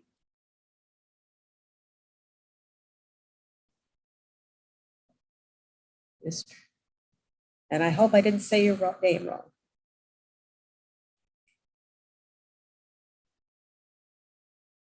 All right. Well, looks like you're not here. So is there anyone who has signed up and got skipped over and would still like to testify? You would please speak up. Okay, well, I understand that they're not here, so I'm sorry. This is the best we could do. We're still limited by Zoom. This concludes the hearing on House Bill and Senate Bill number 2. We're now going to go to House Bill, Senate Bill number 1, and we'll again begin with the introductory panel. Carl Arrow, Senator Melanie Griffith, Michelle Davis, and Delegate Eric Lutke. Please proceed, Mr. Arrow. Thank you, Chair Healy, Chair King, members of the committee. For those who don't know me, my name is Carl Arrow, and it's been a pleasure to join you to present Senate Bill 1, House Bill 1, the congressional map adopted by the Legislative Redistricting Advisory Committee. Just a couple words about approach and my background. During my career with the Legislative Services, I played a nonpartisan role in 4 rounds of redistricting, starting in 1981, 82, and the last 2 when I was executive director of the department. And those experiences have shaped how I've chaired this effort so far. A great deal of time and attention is always focused on the politics of the map, but it's important to remember that the census and those population shifts play a very large role in how maps change every 10 years. I know that the public, along with every member of the Legislative Redistricting Advisory Commission, wanted maps that were more compact, more contiguous. The current districts that's on the map, despite their looks, represent communities of interest, as well as does the old map. And portions of these districts have remained together for quite a long time and the commitment to following the Voting Rights Act, protecting vital investments in Maryland, and fostering longstanding relationships between neighborhoods, nonprofits, community associations, state, local, and federal officials, and more. These are ties that shouldn't be broken without thoughtful deliberation and good reason.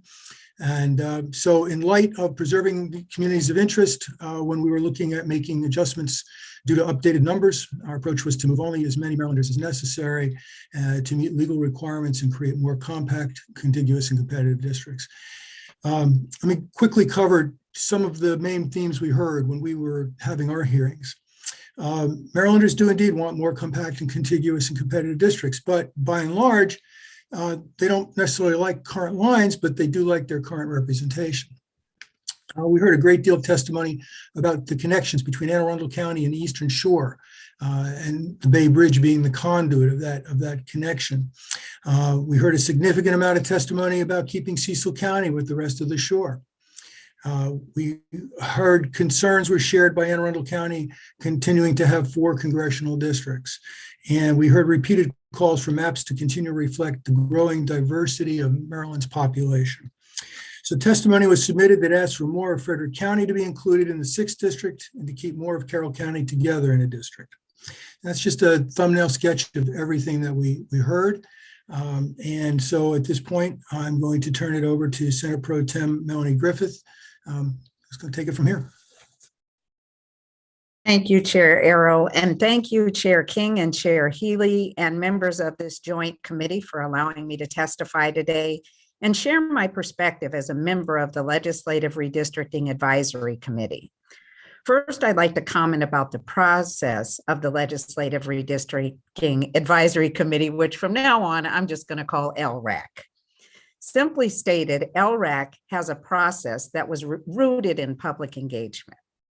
Over the last few months, we had 10 in-person hearings across the 12,407 square miles that make up the state of Maryland, as well as 2 virtual state hearings.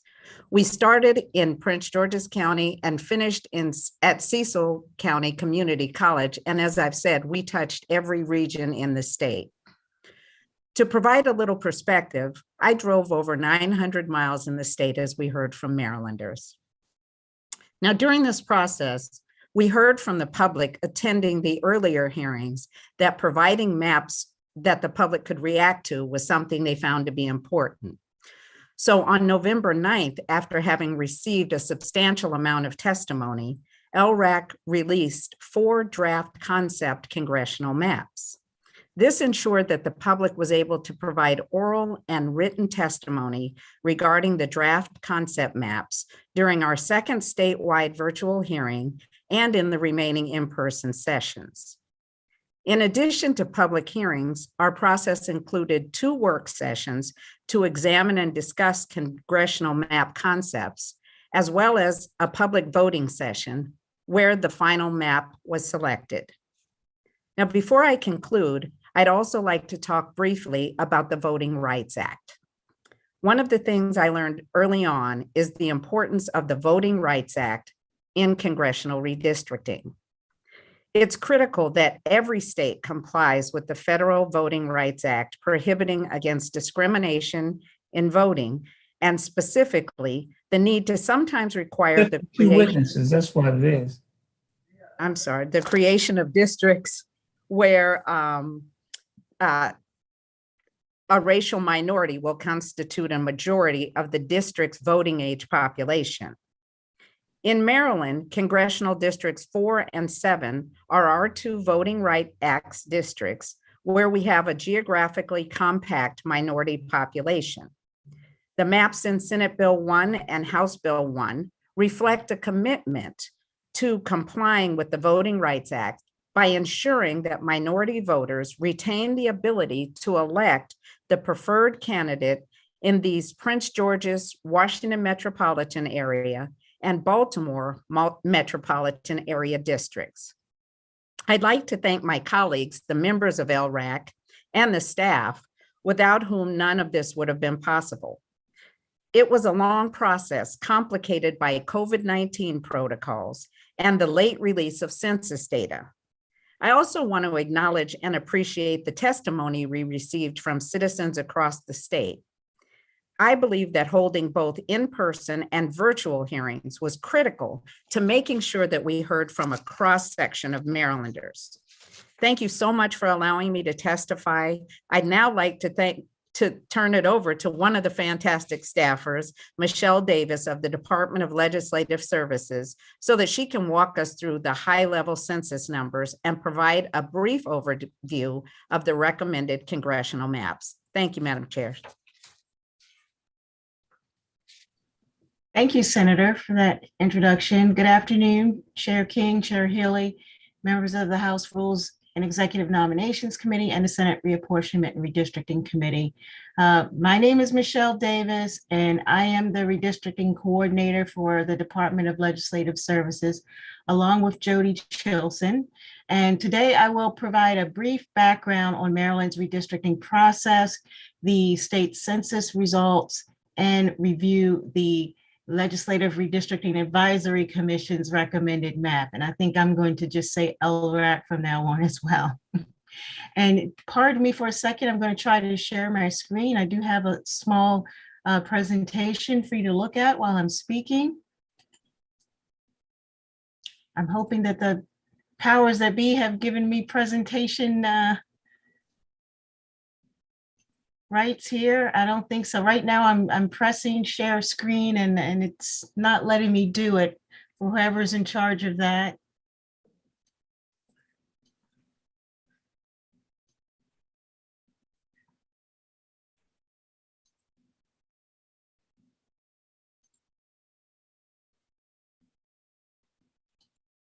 I think, Patrick, if you can make me a co-host. What is the problem? I'm trying to share my screen. Okay, you should be able to do that on your. Okay, all right, I've got it now. Thank you.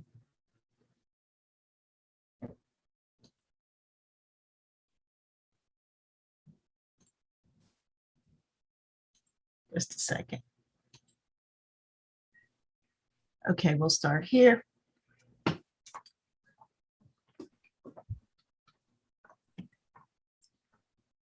So I'll start with our prison relocation program.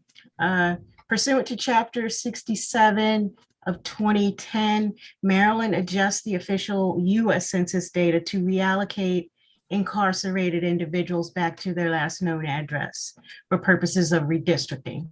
Now, this process was completed in the late summer of this year, and approximately 15,000 prisoners out of about 8,000 in 25 facilities were relocated to their previous residential address. This process modifies the official census count for Maryland slightly due to the statute's requirement that out-of-state prisoners not be counted in the redistricting population database. As a result, Maryland's official census population of 6,177,224 was adjusted to the number you see here, 6,175,403. That number divided among the state's 8 congressional districts results in an ideal district size of 771,925 for each district. Federal law requires that we draw districts as equal in population as practicable. The 2020 census results show that most of Maryland's population growth over the last decade, which is about 7% overall, occurred in central Maryland, as the map shows. Specifically, Maryland experienced double-digit growth in 4 counties, Charles, Frederick, Howard, and Prince George's County, followed closely by Montgomery and Arundel and St. Mary's counties, as you can see on the map there. Maryland's existing congressional districts are over and underpopulated to varying degrees, as this deviation map shows. District 1 and District 7 are dramatically underpopulated. District 1 is the Eastern Shore District, and District 7 is in the Baltimore area. While surrounding districts, especially in the Baltimore region, are overpopulated. This requires significant changes in that region to rebalance districts. The map displayed is the LRAC's final recommended map, or SB1 and HB1. And I will briefly describe some of the features of the map, starting at the borders and going in toward central Maryland. So starting with District 1, which again is the Eastern Shore District, the LRAC final recommended map includes the Chesapeake Bay Bridge over into the Anne Arundel waterfront, as you can see there in the blue. This is something that had been repeatedly mentioned in testimony to the commission during the public hearing period. Adjoining the Arundel waterfront to the Eastern Shore communities also had the effect of moving District 1 out of Carroll County and northern Baltimore County and a portion of Harford County. The Anne Arundel portion of District 1 is about 229,800 people. Moving on to the western border in Western Maryland, District 6. Much of District 6 remains the same. It includes Garrett County, Allegheny, and Washington counties at its core. The recommended map includes more of the area surrounding the city of Frederick in response to testimony from the League of Women Voters about keeping that county together as much as possible. And District 6 also includes a portion of western Montgomery County. On to District 8. Under the LRAC map, District 8 includes most of Carroll County, much of which is in the first district under the current map or the existing districts. The commission heard testimony from numerous sources requesting that Carroll County be kept intact as much as possible. On to District 4 and District 5 in southern and central Maryland. Both District 4 and 5 retain a similar configuration as it does in the existing map, although District 4 does include a portion of Montgomery County as it did in 2002. District 5 is no longer in Anne Arundel in the recommended plan and does include the whole of Calvert, Charles, and St. Mary's counties. And District 5 also includes a portion of central Prince George's County that includes the Goddard Space Center as well as College Park. On to the Baltimore region, District 2 and District 3. Under the recommended map. Michelle, she was like. You're not muted, Pam. Thank you for that. Under the recommended map, District 2 and District 3 are more compact and reflect the evolving population changes in the central Baltimore area. Their composition has changed the most in comparison to the remaining 6 districts. District 2 unites northern Anne Arundel and the eastern Baltimore County waterfront communities and would no longer be in Harford County under this map. District 3 includes most of Howard County, and in this configuration, Howard includes only 2 congressional districts as opposed to 3 under the current map. It includes portions of Baltimore County, Harford, Howard, and a small portion of Carroll County. District 7 was the most affected by population shifts in the Baltimore area. The district was the most underpopulated, as we saw in the previous slide. It was underpopulated by over 65,000 people. Under the recommended map, District 7 remains a Baltimore Center district, but was shifted out of Howard County and part of northern Baltimore County. And it includes the western Baltimore County communities of Woodlawn, Catonsville, Owens Mills, Randallstown. And in Baltimore City, District 7 includes the western Baltimore neighborhoods and the Inner Harbor. In conclusion, one recognized principle of redistricting is preserving the cores of existing districts. The amount of population from the old district that remains in the redrawn district after redistricting is one measure of that principle. This graphic is a rough estimate of that population retention achieved by overlaying the new district boundaries over the existing boundaries to determine the population they have in common. As this chart shows, the Legislative Commission's recommended map does retain a substantial amount of the state population in their currently assigned districts. District 2 and District 3 retain the least amount of population, due in part to uneven population growth in the area over the last decade, and the commission's efforts to draw more compact districts in the Baltimore metro area. This concludes my testimony. Thank you. Good afternoon, Chair Healy, Chair King, members of the committees. My name is Eric Ludke, and I served along with Senator Griffith on the Legislative Redistricting Advisory Commission.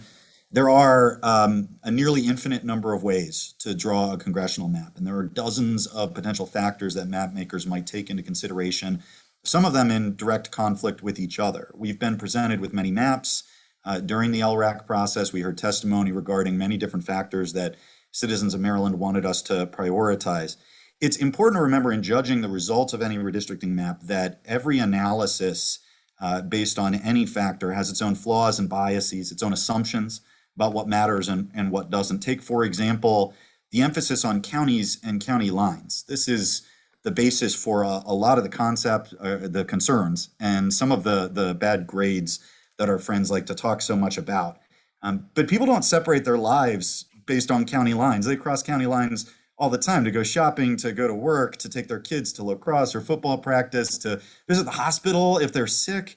County lines drawn by colonial surveyors 300 years ago simply aren't an accurate reflection of how people live their lives in modern day Maryland, which is where the idea of communities of interest comes from. Shouldn't how people actually live their lives in modern day Maryland have more of an impact on congressional boundaries than lines drawn by long dead map makers? You've heard from the governor's team about the map preferred by Republican leaders. Now it's time to focus on how the Lrac proposed map addresses the testimony that we actually heard and how it stacks up to the current map. This map is more compact and contiguous than the current congressional map in Maryland. It continues our decades-long commitment to diverse representation in districts 4, 5, and 7. We heard a lot of testimony about creating more competitive districts. 6 of the 8 districts under this map are more competitive than they are under the current map. The map keeps significant majorities of voters in their current districts, allowing the people themselves, for example, and not other people to make decisions about whether to continue with their current representation in Congress. Based on the testimony we heard in Western Maryland, we put more of Frederick County into the 6th district. The 6th continues to tie together the closely linked communities and economies in northern Montgomery and southern Frederick counties, encompassing, for example, much of Maryland's biotech industry that helped develop COVID vaccines and is now producing new therapies that have the potential to cure cancer. It also continues the long-standing precedent in Maryland of drawing a Potomac district, representing the inherent linkage of the communities along the Potomac River above Great Falls. The lines in Montgomery County become much easier to follow, with the 6th district closely following I-270 and I-495, and we've kept nearly all of the inside the Beltway communities in Montgomery County together in the 8th congressional district. Anne Arundel and Baltimore counties have both had 4 congressional districts over the last 10 years. Under this map, that number is reduced to 3. The lines in Baltimore City are significantly more functional, using major routes like Harford and York Road to divide districts. Gone are the block-wide district lines of the last 10 years. The 7th now runs out the Liberty Road corridor, a decision that made sense with the 44th Legislative District 10 years ago and does for the 7th today.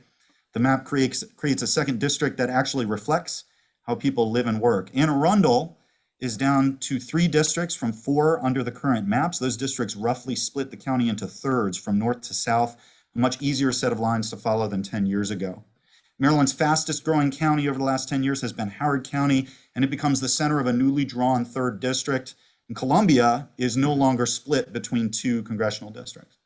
Prince George's County continues to serve as the majority of 2 districts, the 4th and the 5th. Those districts bring together neighboring counties, including Montgomery, Charles, and Anne Arundel, in a way that will serve both the capital region and southern Maryland and recognize the regional economies and the regional communities of interest throughout that part of the state. And finally, we heard a lot of testimony about the 1st congressional district. It will, I'm sure, continue to be one of the centers of the debate on these maps. Here's what we do know. The future of Anne Arundel County and the shore are linked together by the Bay Bridge. They have been for decades. They are under this map. No matter your politics, the shore was not well served by sharing a congressional district halfway across the northern border of Maryland with Carroll and Baltimore counties for the last 10 years. We heard a tremendous amount of testimony from people calling for a district where their voices will matter. I think this iteration of the 1st congressional district will mean no constituent will be taken for granted or ignored. I want to thank the committee and chairs for their time and consideration of these maps and urge a favorable report on House Bill and Senate Bill 1.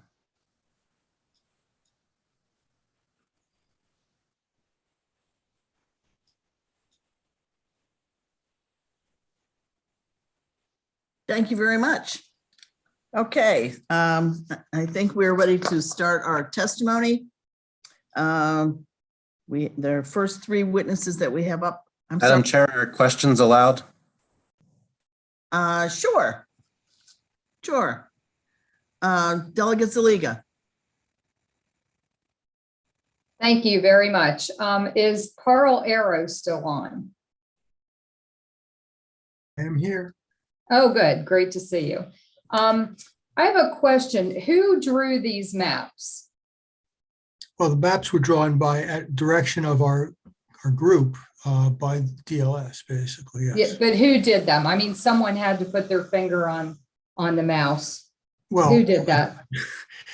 I was not in the room, but I assume Michelle Davis was the one that did that and was overseeing it. She's the chief map drawer over there now. Okay, so you did not do it, was Michelle? No, I did not. In fact, I was happy not to, just because Okay. I know what a grinding experience it was after doing it for 4 other redistrictings. I'm old Okay, now. then I guess my question would go to Michelle. Michelle, was it you alone who drew them, or were you working with other people? Working with other people. Who would that be? We have various staff. We have staff at DLS. We have staff over on the MGA side as well.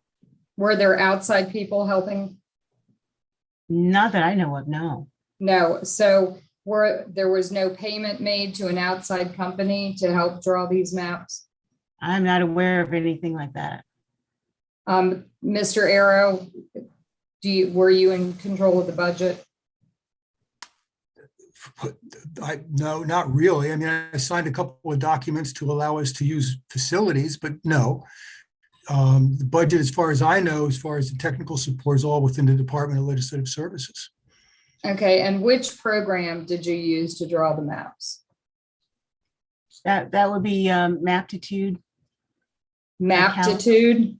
It's called Maptitude for Redistricting by Caliper Corporation. Okay. And so what was the cost of that? I'm assuming there was some cost to do that. DLS has actually had a contract with Caliper ongoing. In other words, we get our redistricting laptops, and I think since 2002 at least, we've had a contract with them. So we just renew the software license every year. Okay. And what were the directives, if any? We saw the list from Governor Hogan to the Nonpartisan Redistricting Commission as to the things they wanted, other than the one I heard said preserving the cores of current districts. Were there other directives given to the LRAC?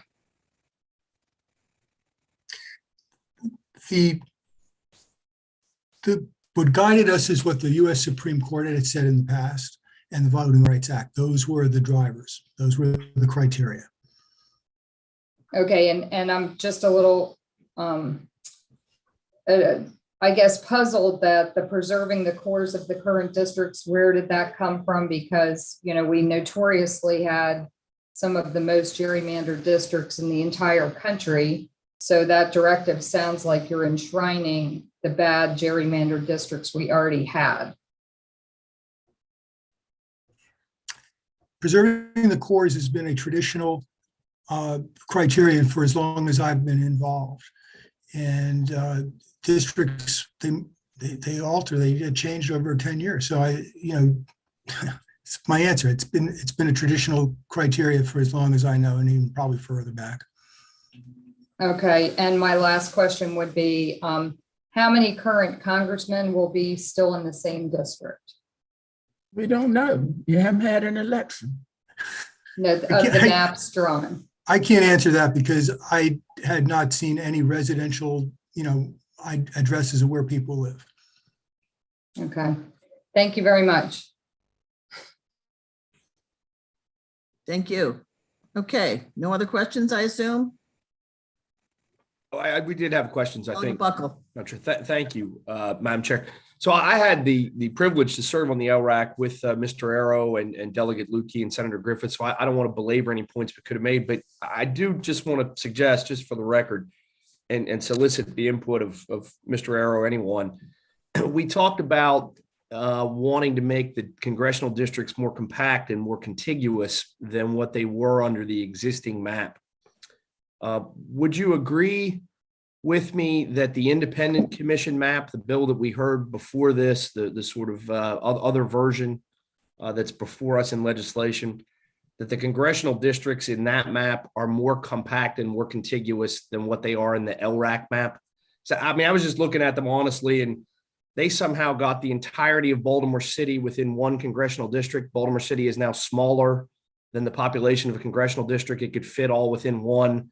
They got it all in one. We split it into three. They also don't have a single district that runs from the DC suburbs to the Baltimore exurbs or the Pennsylvania line. I think we have at least two such districts. And they also seem to be able to create a district for Southern Maryland and Southern Prince George's County that is completely contained within Southern Maryland and Southern Prince George's County, whereas our District 5 stretches all the way, it appears to me on the map, all the way to the Montgomery County, Prince George's County line. So you're including people who live on that line and then all the way to the tip of St. Mary's. Would we at least agree that for those considerations, compactness and contiguousness, the Citizens Redistricting Commission map is more compact and contiguous than the version before us?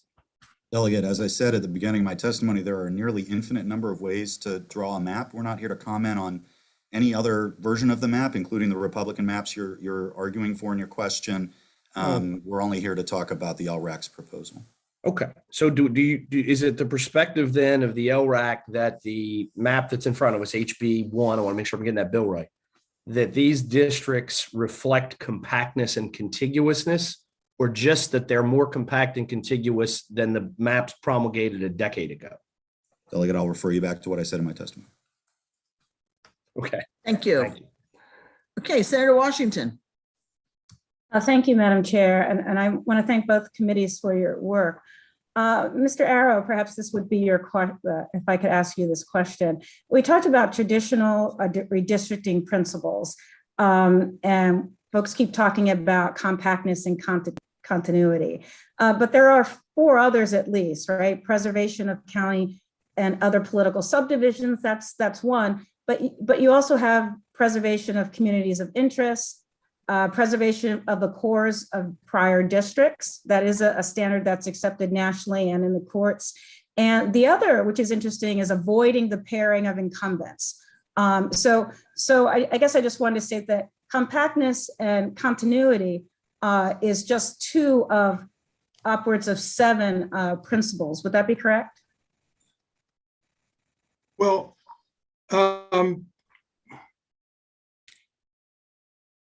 let's put it this way. When you're talking about most of what you cited are in the Maryland Constitution and refer to legislative districts.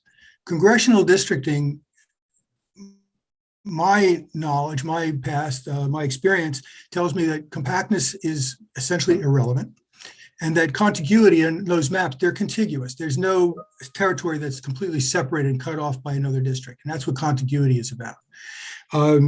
So, you know, I guess the question is, again, for drawing these maps is you have to have population equality that's as close as you can possibly can. And you have to basically deal with the Voting Rights Act. And you know, it's those are the two things that really drive congressional redistricting. The other stuff, county lines and so forth, don't really factor in. They just don't. They haven't in the past. You know, thank you for that, and I apologize. So you're correct. So if I restate it, so truly, when we're talking about the congressional districts, there are really the two things that you cited. One, that we look at the Voting Rights Act, and two, that they be of particular size. Is that what you're? I'm saying that you have to have an ideal population that is your variance has to be as exact as you can practically make it. And the Voting Rights Act is the other criteria that's absolutely essential. And remember, there, if you go back and look, you'll see maps where the first congressional district actually included the 3 southern Maryland counties, as well as the 9 eastern shore counties. And that's separated by the bay. That was considered okay, and still is, as far as I know, would be considered okay. Now you have a map that crosses the bay, but it crosses it using the bridge. So there's that link there. Although one could argue perhaps that it wasn't given historical precedent, probably not even necessary. So that's what I have to say. Thank you. Thank you, Madam Chair. Thank you. Okay, we have quite a few witnesses here that have been waiting patiently. Madam Chair, Can we make it short? Yeah, we've got quite a list of people here waiting. Very short, thank you. Go ahead. I just want to clarify something that Delegate Lutke called it the Republican map. It is not a Republican map. It is the bipartisan commission or nonpartisan commission map. The Republicans did not put a map in. So you will see that with the legislative maps, but there is not a quote Republican map presented before you. Thank you. Thank you. Okay, Delegate Healy, do you want to start the hearing? Oh, sure. Thank you very much. We have another lengthy list, although just as in the previous bill, there are quite a few people that may not actually be in the waiting room. And so I'm going to try to move forward and we'll loop back if we miss anybody. I'm going to, Megan O'Brien, Stephen Shapiro, Westbrook Stat Murphy, and Joseph Finn. We'll start. Is Megan O'Brien here? I was told she's not. So if she is here, please speak up. Okay, we'll move on to Stephen Shapiro. Mr. Shapiro, are you here? Yes, I'm here, Madam Chair. Thank you very much. Would you please begin? 2.5 minutes. Okay, thank you, Madam Chair and members of the committees. I'm Steve Shapiro. I live in Bethesda, but my family's originally from Baltimore and Annapolis. 8 years ago, I instigated a bipartisan lawsuit over the 2011 map in an attempt to bring about a level playing field. While I oppose gerrymandering, today I'm focusing on what may be possible. While the Lrac final map is in some measure an improvement over the 2011 map, more can and should be done and can be done without any impact on partisan goals of either a 7-1 or 8-0 configuration. In particular, the Voting Rights Act districts should be more compact. There is no reason for either good representation, Voting Rights Act compliance, or any partisan goals to have District 7 in northern Baltimore County or District 4 in southern Anne Arundel County. I've submitted written testimony showing modifications to the Lrac plan without detracting from the partisan goals, all while making these districts more compact. I further understand that some members of the committees had the goal of making District 1 more competitive and therefore supported Lrac Plan 3. I submitted a further addendum to my testimony showing how the goals of Plan 3 can be met through a compromise of Plans 2 and Plans 3, specifically by moving Annapolis, which is the only Democratic waterfront area of Anne Arundel County, to District 1, by leaving waterfront areas of Cecil and Harford County in District 1, but by moving northern Cecil County to District 3 to be with northern Harford and Baltimore County, similar to how we have a legislative district that merges northern Harford and Cecil. That puts 40,000 more Anne Arundel residents in District 1. That then achieves the same 4% Republican margin as in Plan 3, and even allows options resulting in an even tie between the two parties, all while keeping Districts 4 and District 7 compact and keeping those districts in or near precincts with significant minority populations. Please take the time, and not much time is necessary, to amend the Lrac final plan to incorporate more compact Voting Rights Act districts along these lines. I encourage and support a favorable report with, but only with, such amendments to the final plan. Thank you very much. Thank you. And I wonder if we could get the map, the clock visible again. That's very helpful. Miss Westbrook Stat Murphy. I'm not sure what the dash is. I don't know what that is either. I'm just reading what's on my list here. Mr. Murphy, thank you. Well, I appreciate the work that the LRAC did and the opportunity to talk to them. But I'm afraid the commission ignored or didn't give the weight that it should have to the testimony of its final hearing. After it published its maps, it held one hearing. There were about 35 witnesses. 32 of them testified in favor of map 3, which, as Mr. Shapiro suggested just a minute ago, included Annapolis in District 1, along with large portions of Anne Arundel County. Now, I had written testimony, and I've submitted it again to this committee if you wish to look at it, that has data that supports that combination of large portions of Anne Arundel County and Annapolis with District 1. But I can sum it up with 2 attachments that I had photographs. They're in the testimony that you have before you. One is the port book. Anybody who's in the maritime industry or boaters in Annapolis have seen the port book. It comes out every year. It's a catalog of services and available to people who own boats. And it's labeled Annapolis and Eastern Shore Port Book, not Annapolis and Potomac Shore. Similarly, I got a picture in there of a chart, just a navigation chart. It's readily available commercially. It says from Annapolis to Cambridge, not from Annapolis. Murphy, can you begin to wrap it up, please? All right, not from Annapolis to National Harbor. And I think that leaving Annapolis out of District 1 would be somewhat like creating an ice cream soda without the ice cream, or perhaps a gin and tonic without the gin. Thank you very much. We appreciate your testimony. Joseph Finn, please.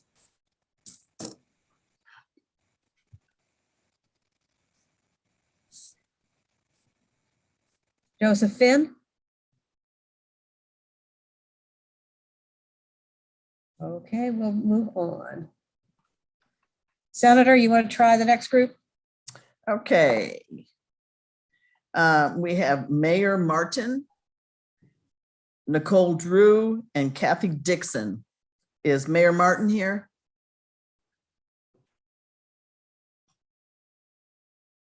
Nicole Drew?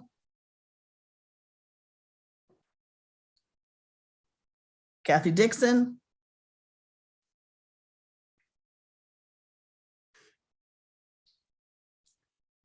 Marnette Finn?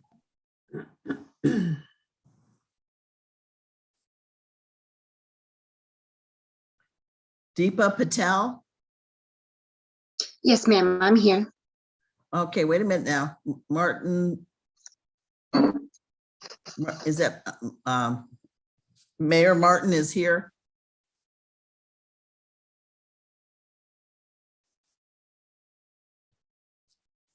Okay, let's go to Kathy Dixon.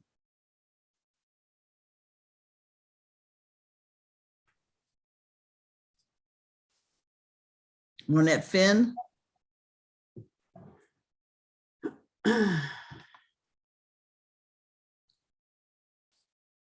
Marnette, can you unmute, please?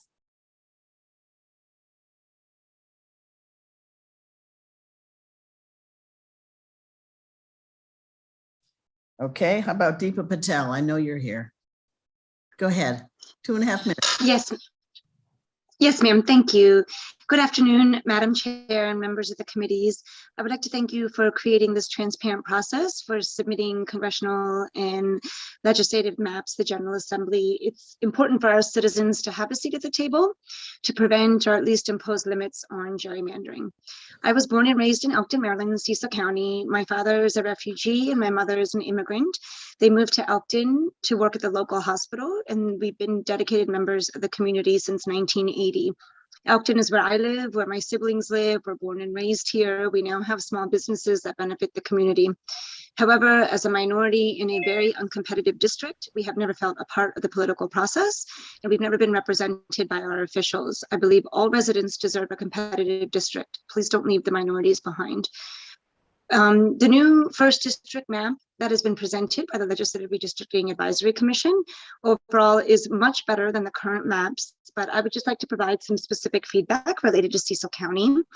I think that Annapolis definitely belongs in the first district, considering that Cecil County is the head of the Chesapeake and we consider ourselves part of the Eastern Shore.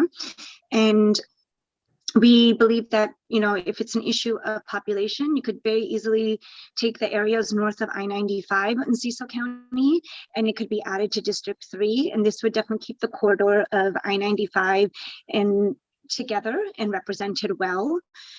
Please don't discount the purpose of Annapolis being part of District 1. I want to thank you for that consideration, and to remember that we're trying to keep the districts together in ways that offer representation to everyone instead of excluding people. And I wish you all a safe and pleasant holiday season. Thank you very much. Thank you. Thank you for testifying. Okay, Delegate Healy, want to take it away? Sure. Louise Miller, please. I see you. You just unmute and please start. Unmute yourself, please. I know, I'm doing it.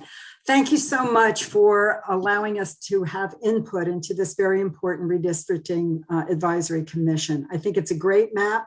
There are a few things, though, I think that would make it better. My name's Louise Miller. I'm from Chestertown, Maryland. I've lived here a little over 5 years. We came here and we love it here.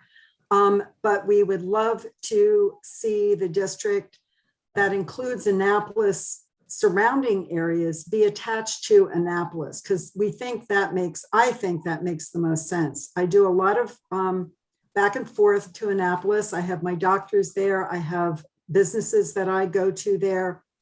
It's part of Annapolis is very much part of my sphere, my social sphere. So I think that the Eastern Shore has a lot more in common with Annapolis and its surrounding areas, but definitely the city of Annapolis as well, than some of those northern areas that are close to Pennsylvania. And I thank you so much for your allowing us the input today. Thank you. Next is Nick Kiriko. I don't know that he's here. Let's go to Cynthia Anderton.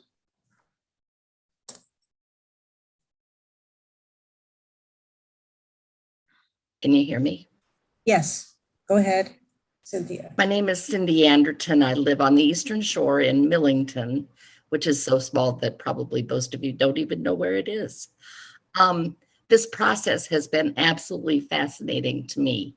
I feel like there's more democracy going on around these maps than maybe in the Congress itself. I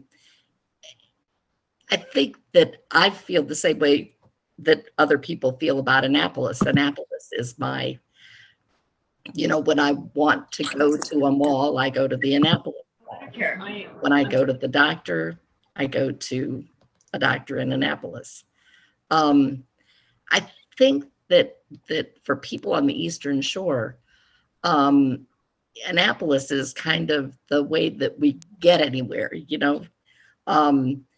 It's a place to go. It's a place for us to congregate. It's a place for, to be connected to everybody else. And I think that Annapolis should be part of the first district. Thank you. Thank you. Rebecca Flora, please.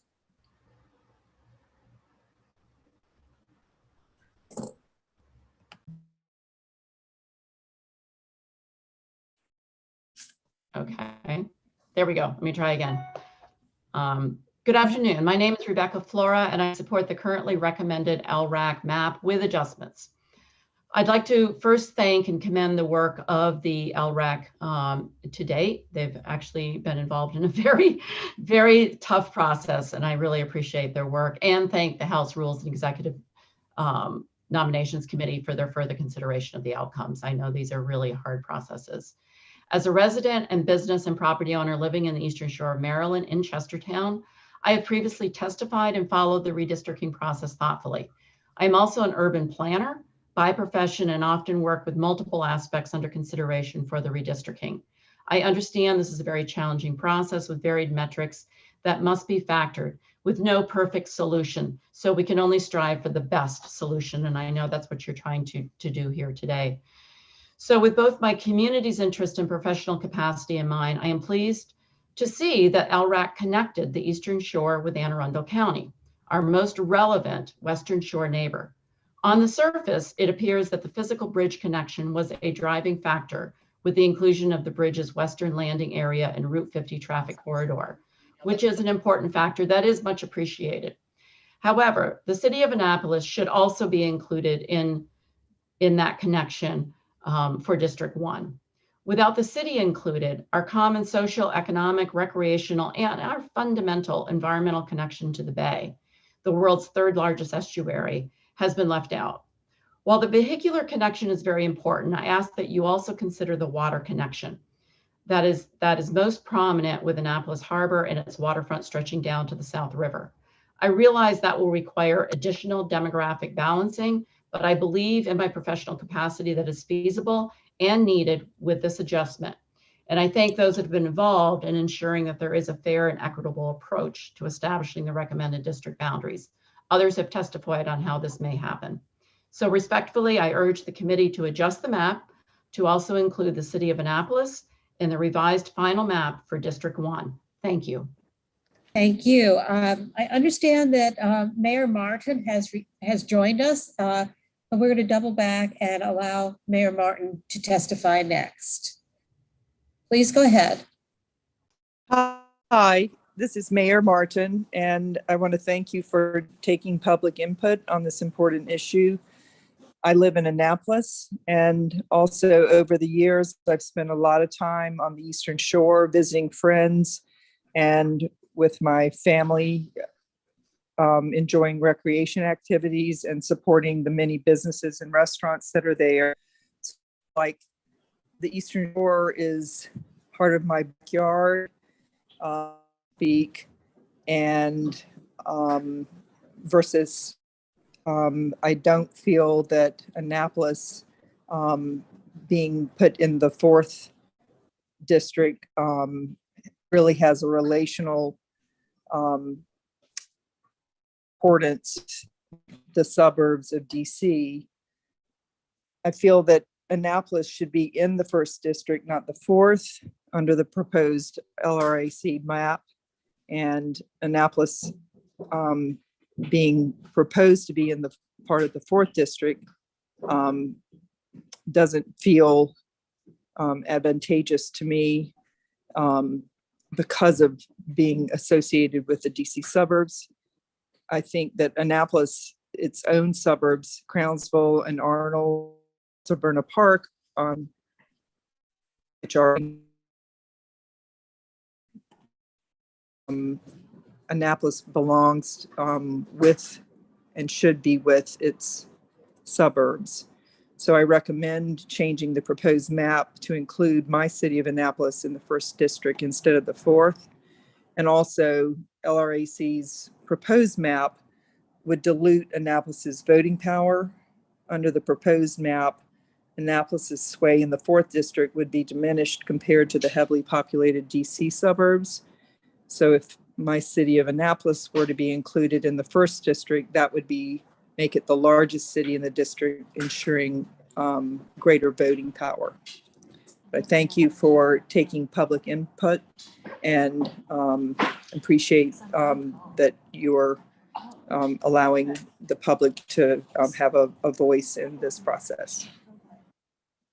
Thank you. Thank you very much. Senator, go ahead. Okay, Joel Feldman, I understand, is not here. Is that correct? So we'll go with Sierra Stearns.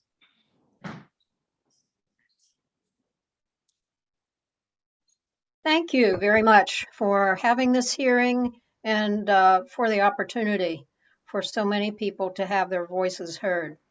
Really, really appreciate it. My name is Sierra Stearns. I live on the Eastern Shore in Churchill, Maryland. I, like thousands of others, commute daily over the bridge to my office, which is in West Annapolis. And like others have said, it seems to me that the Bay Bridge as a link to the two shores absolutely helps us to see the connection between Eastern Shore and Annapolis, the city itself.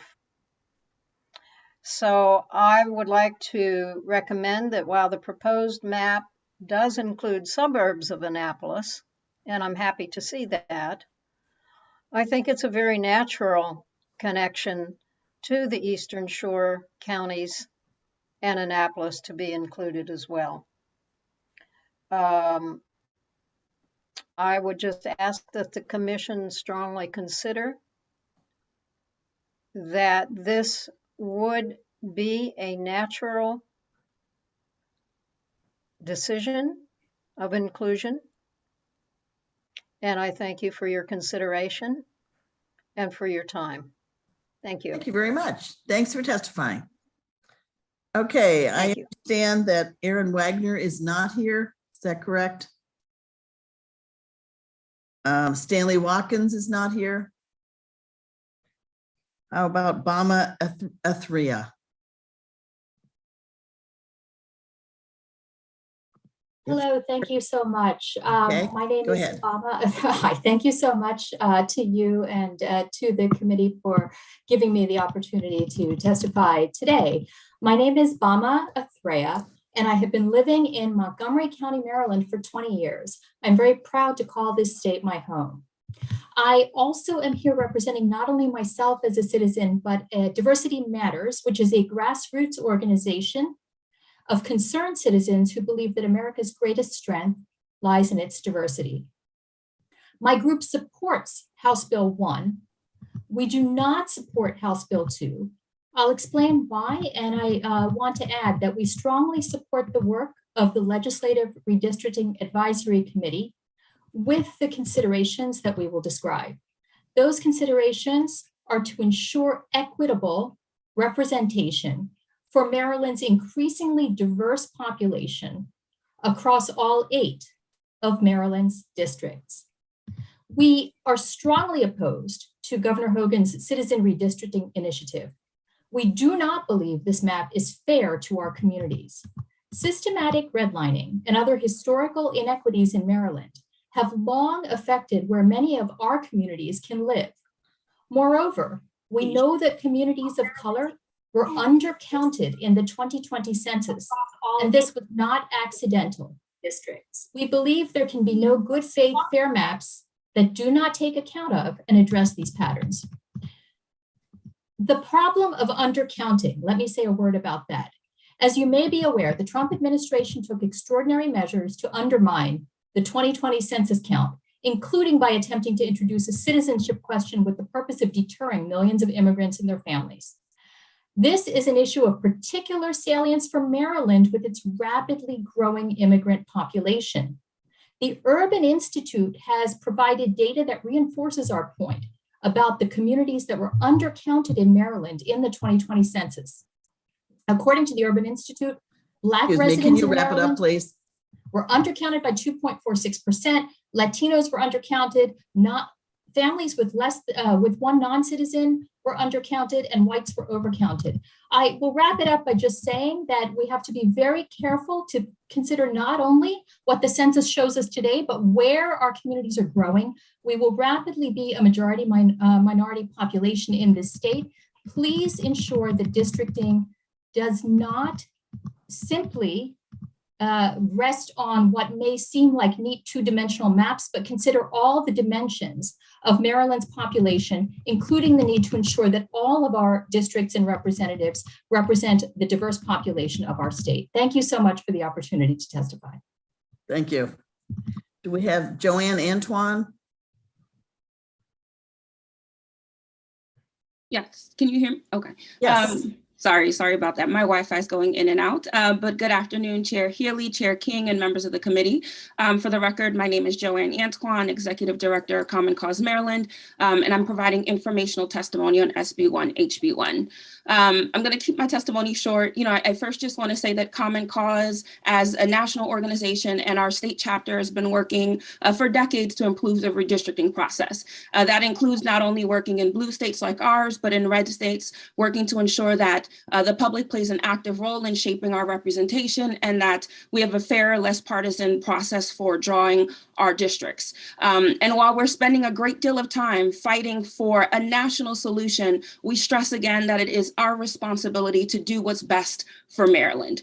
While we commend Lrac for working to make the process more transparent and inclusive, releasing maps earlier than the last redistricting cycle, making sure they're interactive, making more accessible hearing times, the process continues to be flawed. People are disengaged because they know that their input will receive very little consideration, and the feedback that is provided a lot of times just truly isn't reflected in the map. And we've instead just moved forward with a plan that will inevitably lead to costly lawsuits and continue to give the public very little faith in the process. So while we hope to work with you all over the next decade to improve the process, we take no position today because the outcome really is preordained. So we instead urge you to act swiftly to prepare for the primary election, adopting a legislative districting plan as soon as we return for regular session in January. Let's ensure that the state and local boards of elections are able to prepare in a timely manner. Thank you. Thank you. Delegate Healy, before I send this back to you, I see that Stanley Watkins is here now. Could we hear from him? Go ahead. Mr. Watkins, are you here? Need to unmute.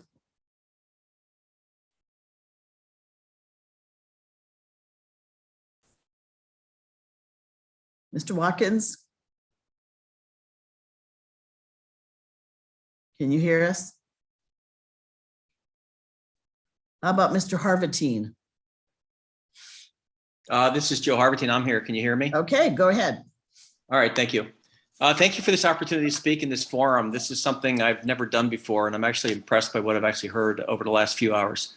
But this topic, congressional district boundaries, has motivated me to participate because I believe gerrymandering by both parties is root evil cause of the current state of politics, which is best characterized as a winner-take-all environment where compromise with the, quote, enemy is uniformly applauded as unacceptable and a sign of mutual failure. Yet that's not how we all live our lives. Across the country, we're 50% Democrat, 50% Republican. For most of our history, we've thrived on the middle-of-the-road compromise. We're slowly, perhaps quickly, optimizing this out of our system through bills like this one are now being considered. Do we get better candidates from districts that are 60 to 75% populated by a single party? Do the other 25 to 40% have any voice or influence in elections? We more and more embrace diversity in our daily lives, both at work and at home and in our neighborhoods. Yet this system seeks to squash or squelch political diversity. Is this one case where non-diversity leads to better solutions? I doubt it. If a politician has to fight for votes from both parties, they'll probably be fighting with better ideas that will likely come from better skilled, better motivated, better prepared candidates. This ultimately delivers more effective representatives for both their party and the populace. If you know what you're doing is not in the best interest of these districts, Maryland and the country as a whole, please stand up and say, we can do better, let's do better. I'm an engineer. I often use the borrowed phrase, complex problems have simple, easy to understand, but wrong solutions. I think this might be an exception. I do appreciate this as a hard problem, complicated by diverse sets of driving requirements and needs, overlaid with immense party pressures, but there is a simple, correct solution available. Draw the boundaries in a way that makes either side need to fight to win. Then we'll all be winners. To me, it's a sideshow, a distractor to talk about boundary drivers like county lines or some specialness of some long meandering Potomac River, as if horses are still pulling canal boats along the adjacent C&O Canal and thus linking Garrett County with Montgomery County. The real question ought to be addressed is, how do we rationalize being approximately 54% Democrat, yet 87.5%, maybe nearing 100% democratically represented in Congress? Is it just better candidates? Or are you selecting voters by these boundaries to deliver that outcome? By drawing these boundaries to deliver that outcome? I think that's the case. History is always kind to those that stand up with the courage to try to make our state and county a better place. Please demonstrate that courage. Thank you. Thank you very much. Thank you. Very good timing. Okay, now I understand that Mr. O'Connell is not here and Hannah Marr is also not here. So I'll call for Michael Davis. Mr. Davis, are you here? Yes, I am here. Oh, wonderful. Thank you. Thank you. Go ahead. Do I need to turn on? Yes, I do. Wait a second. Okay. Good afternoon, Madam Chairs and members of the Rules and Executive Nominating Committee. Thank you very much for having this public presentation this afternoon. It's been very useful learning what other people might be thinking about these proposals. My name is Michael Davis. I live in Annapolis, Maryland. I've submitted written testimony that you can review if you wish. Today, I'm going to simply try to amplify a few points from that testimony. There are three main points I wish to review. One is the cost of enacting, excuse me, the cost of enacting the gerrymandered redistricting map that is included in HB 1. What what is the cost of the loss of trust in government today, and the fact that both parties are currently failing in their missions. With regard to cost, while I'm pretty sure that few minds will be changed by my testimony in today's hearing, I do want you to know one thing, that there is a cost to be borne by passing HB 1. One cost is that the Democratic Party has already lost almost 7 percentage points of the electorate since 2012, so they have only a 55% of the Maryland voters that are registered as Democrats. Oddly, during the same time of disaffection over former President Trump, the Republicans have lost only 5 percentage points and now have about 25% of the electorate. You know who's gained? The unaffiliated, people like me. We grew from 8% to almost 19%. These are not good trends, as predictable as they may be. There's been a loss of trust. When government is seen as serving its own purposes by gerrymandering districts so that one party has an advantage over another, or to benefit one candidate over another, it just doesn't feel fair. And many citizens feel that the government just doesn't represent them anymore. In 2011, districts were so gerrymandered that our congressional district lines were held up across the country as examples of poor governance. After trying to defend Maryland during the past decade, there was some hope that in 2021, these lines would be corrected. Obviously, that hasn't happened yet. Indeed, as you've heard many times today, Princeton University's evaluation of these maps show that the current maps are failing in almost all respects. Government is failing. It's failing because we're losing this opportunity to have one person for one vote, as it's intended to be. Can you summarize quickly, please? Sure. Voter suppression of any kind under color of state law is abhorrent. Please reject HB 1 and adopt map HB 2. We can do better than this. Thank you very much. Thank you. Montgomery Gingery. I'm here. Can you hear me? Thank you. Yes, go ahead. Thank you. What I would propose is that you vote in favor of HB 2 and Senate Bill 2, which I guess is the citizens redistricting. I looked at charitably what the legislative committee did, and the best I could, and they're working off a gerrymandered district in 2010 that was so abhorrent that the sitting governor of the state of Maryland got hauled into court and put under oath to fess up to say how bad it was. Now they're taking the gerrymandered 2010 and coming up. So the best way you could call it is gerrymandered 2.0. Objectively, it's a mess. It was such a travesty that we were held up as the worst in the nation, the worst. And people behind it seem to be in charge again in 2020. Same characters, same people, same results. It'll be held up. It'll be a national embarrassment yet again. And it's not fair. It's keeping yourselves in power. And I notice you're talking about keeping the Voting Rights Act in there. But on the flip side, you're also violating the Voting Rights Act if you enact it. Because what you're trying to do is to exclude a party from having a chance, even if you took the Hogan Citizens redistricting map, you still have a 3 times better chance of winning your district than not. So, 6-2 or 8-0, don't be greedy. I think, again, this map that I've seen and the characters behind it, it should not stand. So again, I would say vote for number 2 on both bills. Thank you very much. Thank you.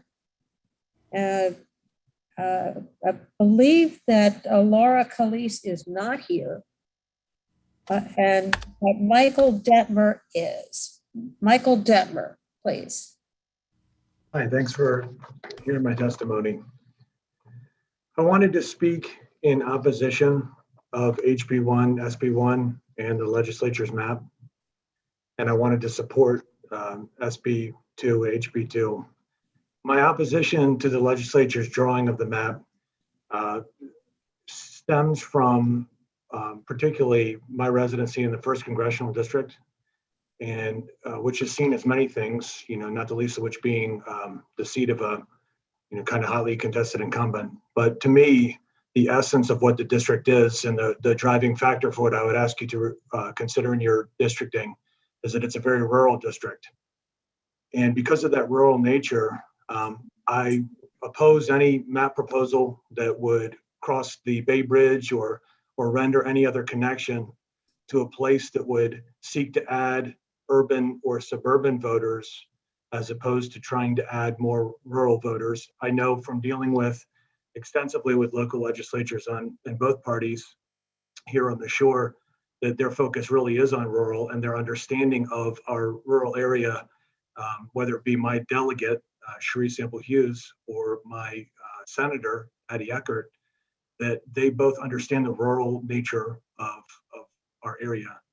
My experience on Dorchester County's Councilmanic Redistricting Committee, both in 2011 and this past year when I had the privilege to serve as a chair, is we faced actually a similar challenge to what I believe you're facing, and that's the primary challenge was how to incorporate population growth and changes and to balance the more rural parts of our county with the more densely populated parts of our county, the municipalities.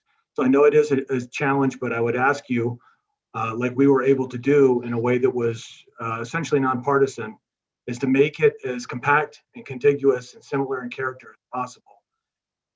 We worked across party lines. In fact, I'd say there were hardly any partisan distinctions whatsoever to create good, clear proposals with reasonable boundaries that fit that charge. Mr. Detmer, can you wrap it up, please? Absolutely. To ensure the best representation, both for the voters on the Eastern Shore of the 1st Congressional District and in Anne Arundel, I would ask you to go with the HB2, SB2 rather than HB1. Thank you. Thank you very much. It's Russell Decker and Stacy Pecorella apparently are not here, so we only have one more witness left.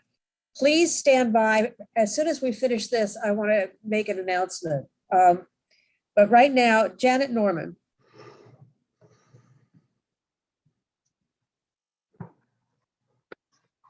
Oh. All right. Is Janet Norman here? Hello. Hey, Janet, we're going to go back and I understand Mr. Sundell has arrived. He was called much earlier, but if he'd like to speak now, that'd be okay. Yes. Can you hear me? Yes, go ahead. Great. I do want to say, first of all, I live in Suburna Park in Anne Arundel County, and gerrymandering is wrong whether either party does it. And I'm a registered Democrat, and the existing maps were voted by a Philadelphia cartography firm as the worst in the country. So you started with about as bad as it gets, and there's very little improvement. My county is the fourth most populous county in the state. We have 8 congressional districts.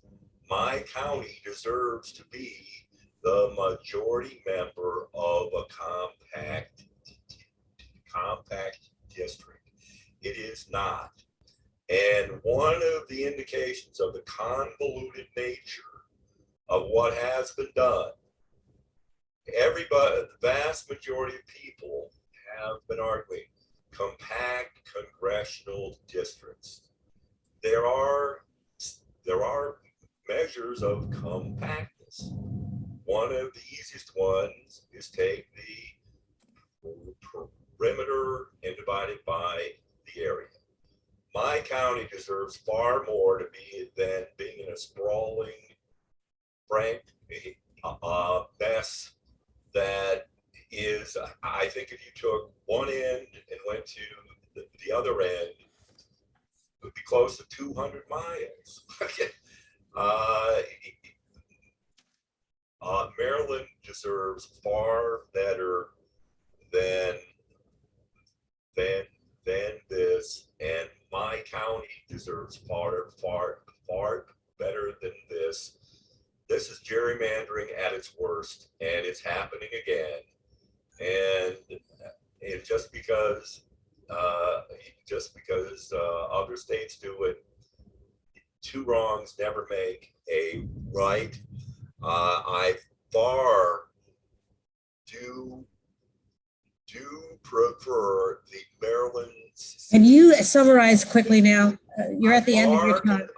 I far prefer the Maryland Citizens Redistricting Committee map to the gerrymandered mess that has been put out by the legislative Okay, thank you. Congressional party. This is really poor. You ignored. Thank you. You surpassed your time. The people as much as possible, and it's awful. They did not want this mess. Thank you very much. I'm going to give Ms. Norman another chance. Janet Norman, I understand she's having technical difficulties, so I'll give her one more chance to see if we can hear her testimony. If not, I do have an announcement to make, and that is we are finished with all the witnesses and all the bills that we're going to have on this hearing today. I asked members of the House Rules Committee to not leave the Zoom. We are going to take a short break, 5 minutes, no more than 5 minutes, and reassemble for, and don't leave the Zoom so that we can vote live streamed roll call votes on the bills that we've heard this afternoon. That also will give the senators a chance to. Senate members are excused. All right.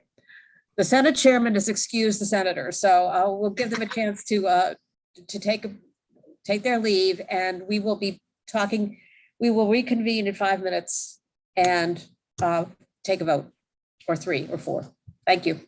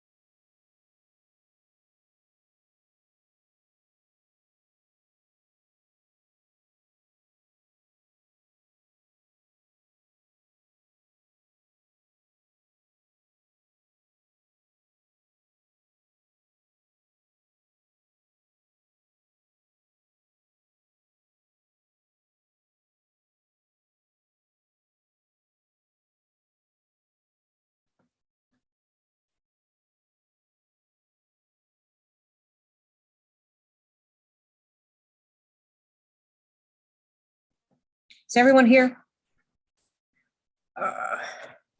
Yeah.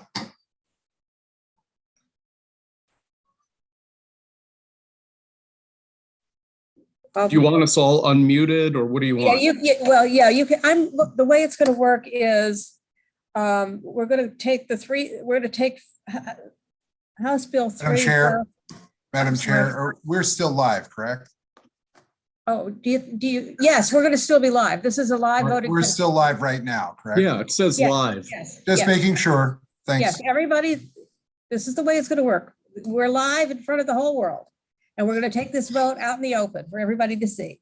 The procedure is as follows. We're going to start with House Bill 3 and 4, the two local bills, and then we'll move on from there. So, and I will take a roll call on each bill that we vote, okay? And so please speak up when I call your name.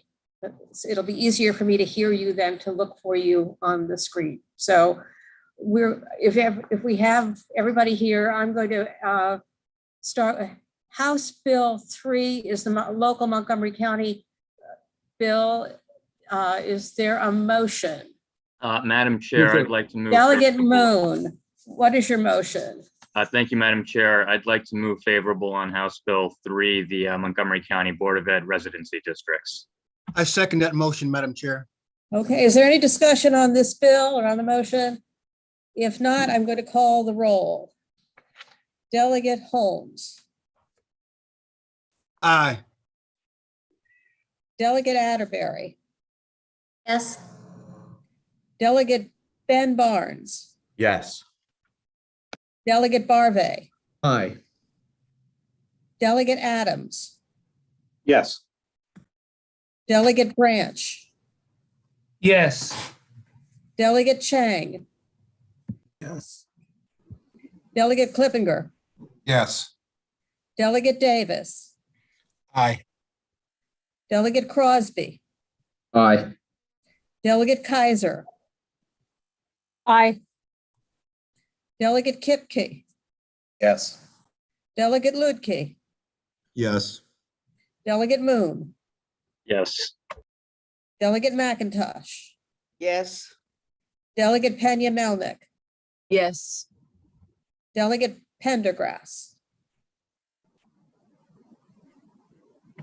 Delegate Pendergrass. Delegate Riley. Delegate Riley. Unmute yourself and vote, please. Yes. Delegate Sample Hughes. Aye. Delegate Stein. Yes. Delegate Schlega. Yes. Delegate Valderrama. Aye. Delegate Alonso Washington is absent. Madam Chair. Excused absent, yes? I'm Delegate Pendergrass and I'm here now. I apologize. That's all right. Sure. Delegate Pendergrass, how do you vote? On the Montgomery County local bill? Yes. Okay. Delegate Buckle. Yes. Delegate Grist. Grist? Yes. All right. The bill passes. We'll go to the House Bill 4, which is the local Carroll County bill. Madam Chair, I would move favorable on HB4, the Carroll County Commission District Redistricting Plan. I second that motion, Madam Chair. Thank you very much, delegates. We're going to call the roll again on this one as well. Delegate Holmes. By the way, I'm voting aye on both. Aye. Okay. Delegate Atterbury. Yes. Delegate Ben Barnes. Yes. Delegate Barve. Yes. Delegate Adams. Yes. Delegate Branch. Aye. Delegate Chang. Yes. Delegate Klippinger. Yes. Delegate Davis. Yes. Delegate Crosby, Aye. Delegate Kaiser. Aye. Delegate Kipke, Yes. Delegate Lutke.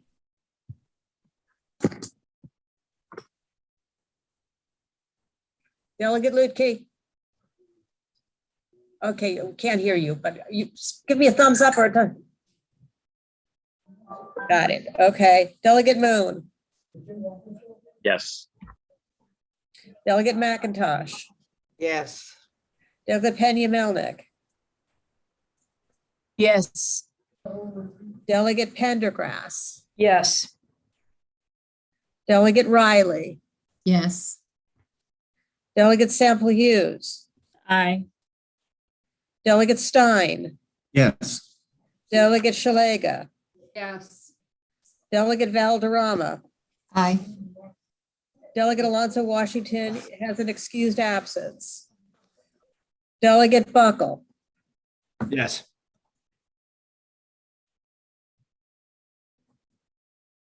Delegate Grist.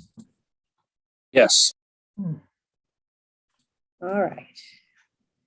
And that bill passes. Now we're going to go to House Bill 1. Delegate Davis.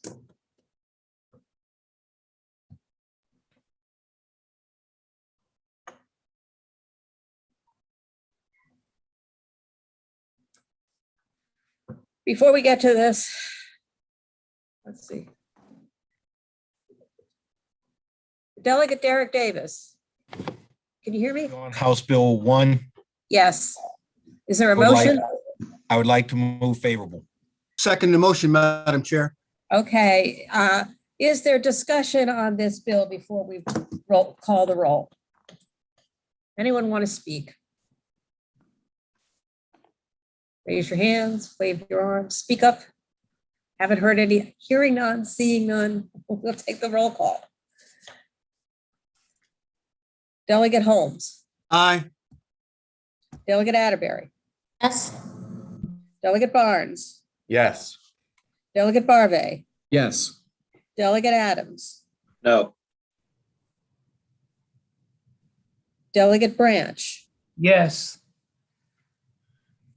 Delegate Chang. Yes. Delegate Clippinger. Yes. Delegate Davis. Yes. Delegate Crosby. Yes. Delegate Kaiser. Yes. Delegate Kipke. No. Delegate Lutke. Yes. Delegate Moon. Yes. Delegate McIntosh. Yes. Delegate Pena Melnick. Yes. Delegate Pendergrass. Delegate Pendergrass, you're muted. Yes, thank you. My vote is yes.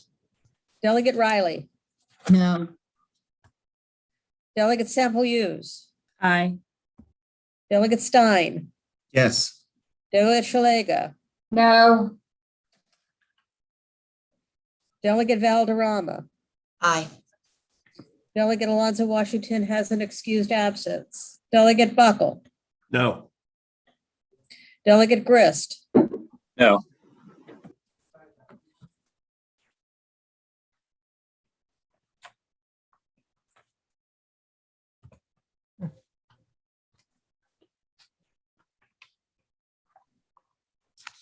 The vote is 18 in favor, 6 opposed, 1 excused absent. The bill passes. Now, because of the passage of House Bill 1, we'll hold House Bill 2 for the time being. Motion to adjourn, Madam Chair. The meeting is adjourned. Thank you.